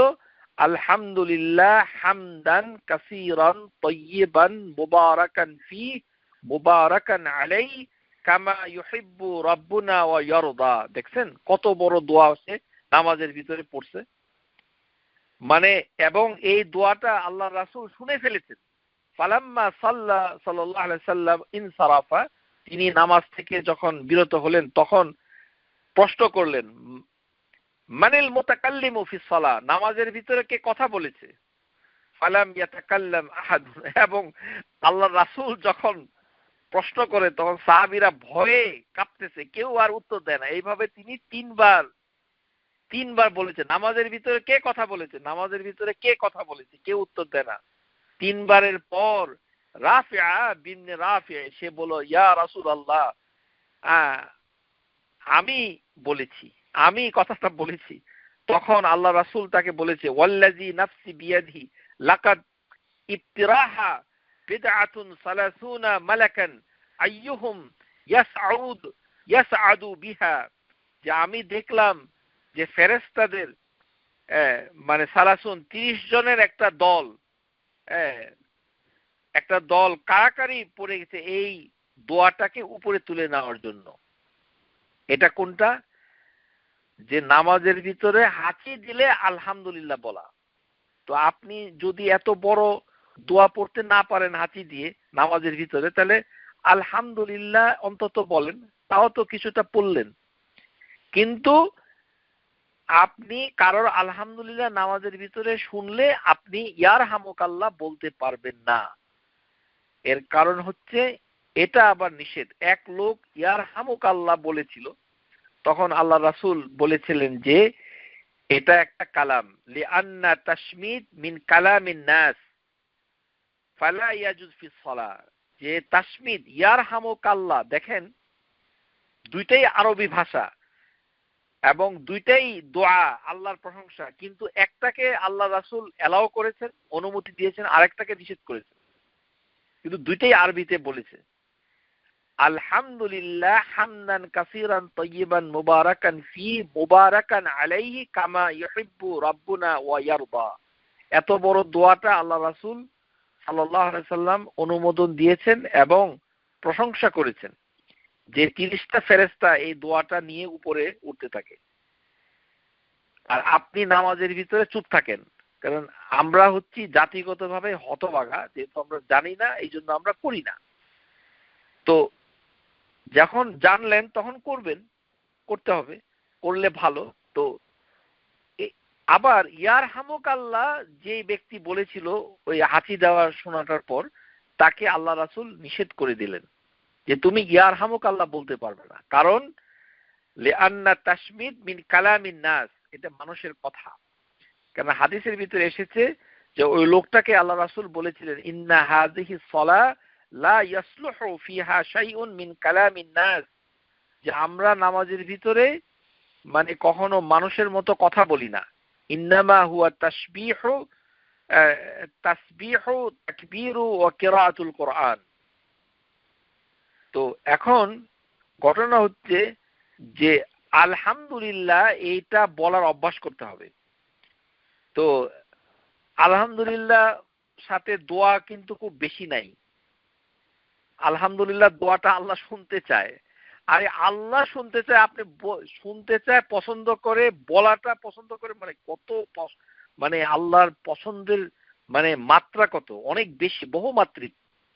তো এটা যেহেতু আমাদের মুখে আসে না, চলেন আমরা সবাই মিলে একটা প্রজেক্ট হাতে নেই। সেটা কি, আমরা আল্লাহর কাছে দোয়া করি নিয়মিত, আল্লাহুম্মা আইন্নি আলা যিকরিকা ওয়া শুকরিকা ওয়া হুসনি ইবাদাতিক, হে আল্লাহ আমাদেরকে সাহায্য করো, আইন্নি আমাদেরকে হেল্প করো, আমরা যেন জিকিরটা ঠিক মতো করতে পারি। হ্যাঁ, তাহলে আপনি আলহামদুলিল্লাহর সাথে রিলেটেড যে দোয়াগুলো আছে সেটা মুখস্থ করি এবং শিখি। তো এটার ভিতরে প্রথম হচ্ছে ঘুমের দোয়া। যখন আমরা ঘুমাই, হ্যাঁ, ঘুমের সময় ঘুম থেকে শুরু করেন। তো ঘুমের সময় তো বিসমিকা আল্লাহুম্মা আমুতু আহইয়া, কিন্তু ঘুম থেকে ওঠার পরে আলহামদুলিল্লাহ আল্লাযী আহইয়ানা বা'দা মা আমাতানা ওয়া ইলাইহিন নুশুর। এখন এই দোয়াটা অনেক বড়, ঘুম থেকে উঠে এত বড় দোয়া করাটা কঠিন, কিন্তু অন্তত আলহামদুলিল্লাহটা বলেন, আর বাকিটা আল্লাহ আপনাকে সাহায্য করলে ইনশাআল্লাহ হয়ে যাবে। তাহলে আলহামদুলিল্লাহ বলাটা অভ্যাস করেন। প্রথমে ঘুম থেকে উঠে আলহামদুলিল্লাহ, ঘুম থেকে উঠে কেউ ঘুম থেকে জাগাইলো আলহামদুলিল্লাহ, রাগ হবেন না। হ্যাঁ, ঘুম থেকে জাগাইলে আমাদের দেশের সমাজে কি, হ্যাঁ ঘুম থেকে তুলেছে, আরে ঘুম থেকে তুলেছে সেটা তো একটা অস্বস্তিকর, বুঝলাম, কিন্তু নিশ্চয়ই একটা কারণ আছে, যে কোনো কারণ ছাড়া কি কাউকে ঘুম থেকে তুলে? তো সেটার জন্য এরকম চিৎকার করার কিছু নাই, কিন্তু আলহামদুলিল্লাহটা বলেন, আলহামদুলিল্লাহ। কিন্তু পূর্ণ দোয়াটা আলহামদুলিল্লাহ আল্লাযী আহইয়ানা বা'দা মা আমাতানা ওয়া ইলাইহিন নুশুর, এটা। আর খাবার আর পানি, খাবারের পরে ইন্নাল্লাহা লা ইয়ারদা আনাল ইবাদ আন ইয়াকুল আল আকলাতা ইয়াহমাদাহু আলাইহি, যে আল্লাহ খুব খুশি হন, সন্তুষ্ট হন আনিল ইবাদ, তার বান্দার উপরে, যখন আন ইয়াকুলা আকালাতা ফালিয়াহমাদাহু আলাইহি, যখন সে খায় আর খাওয়ার পরে আলহামদুলিল্লাহ বলে, এটা পছন্দ করে। আর ইয়াশরাবা শারাবাতা ইয়াহমাদাহু আলাইহি, এই যে আমার লেকচারটা শেষ হয়ে গেলে আপনি একটু পানি খান, পানি খেয়ে আলহামদুলিল্লাহ বলেন, আল্লাহ এটা পছন্দ করে। পানি খেলে আলহামদুলিল্লাহ বললেন, পছন্দ করে, আল্লাহ এটা পছন্দ করেন। আপনি যদি বিসমিল্লাহ বলতে ভুলে যান পানি খাওয়ার সময়, তাতেও আপনি আলহামদুলিল্লাহ বলেন পানি খাওয়ার পরে, অসুবিধা নাই ইনশাআল্লাহ। কারণ আলহামদুলিল্লাহ সাথে বিসমিল্লাহর কোনো শর্ত হাদিসটার ভিতরে নাই। এখানে আল্লাহ রাসূল সাল্লাল্লাহু আলাইহি সাল্লাম বলেছেন যে খাওয়ার পরে আলহামদুলিল্লাহ, আর পানি পান পার করার পরে পানি, চা, কফি আলহামদুলিল্লাহ যখন বলবে, এটা আল্লাহ পছন্দ করেন। কিন্তু ভালোভাবে আলহামদুলিল্লাহ বলতে গেলে কিভাবে বলা যায়, বিভিন্ন ভাবে আছে।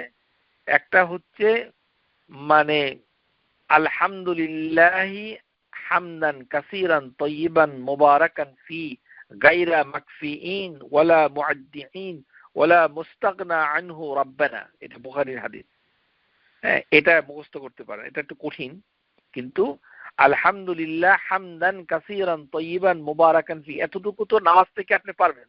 তে খাওয়ার পরে এতটুকু বলেন আলহামদুলিল্লাহ হি হামদান কাসীরান তাইয়িবান মুবারাকান ফি বলেন, আর বাকিটা আল্লাহুম্মা আইন্নি আলা যিকরিকা শুকরিকা হুসনি ইবাদাতিক, আল্লাহ আপনাকে সাহায্য করলে বাকিটা পেরে যাবেন।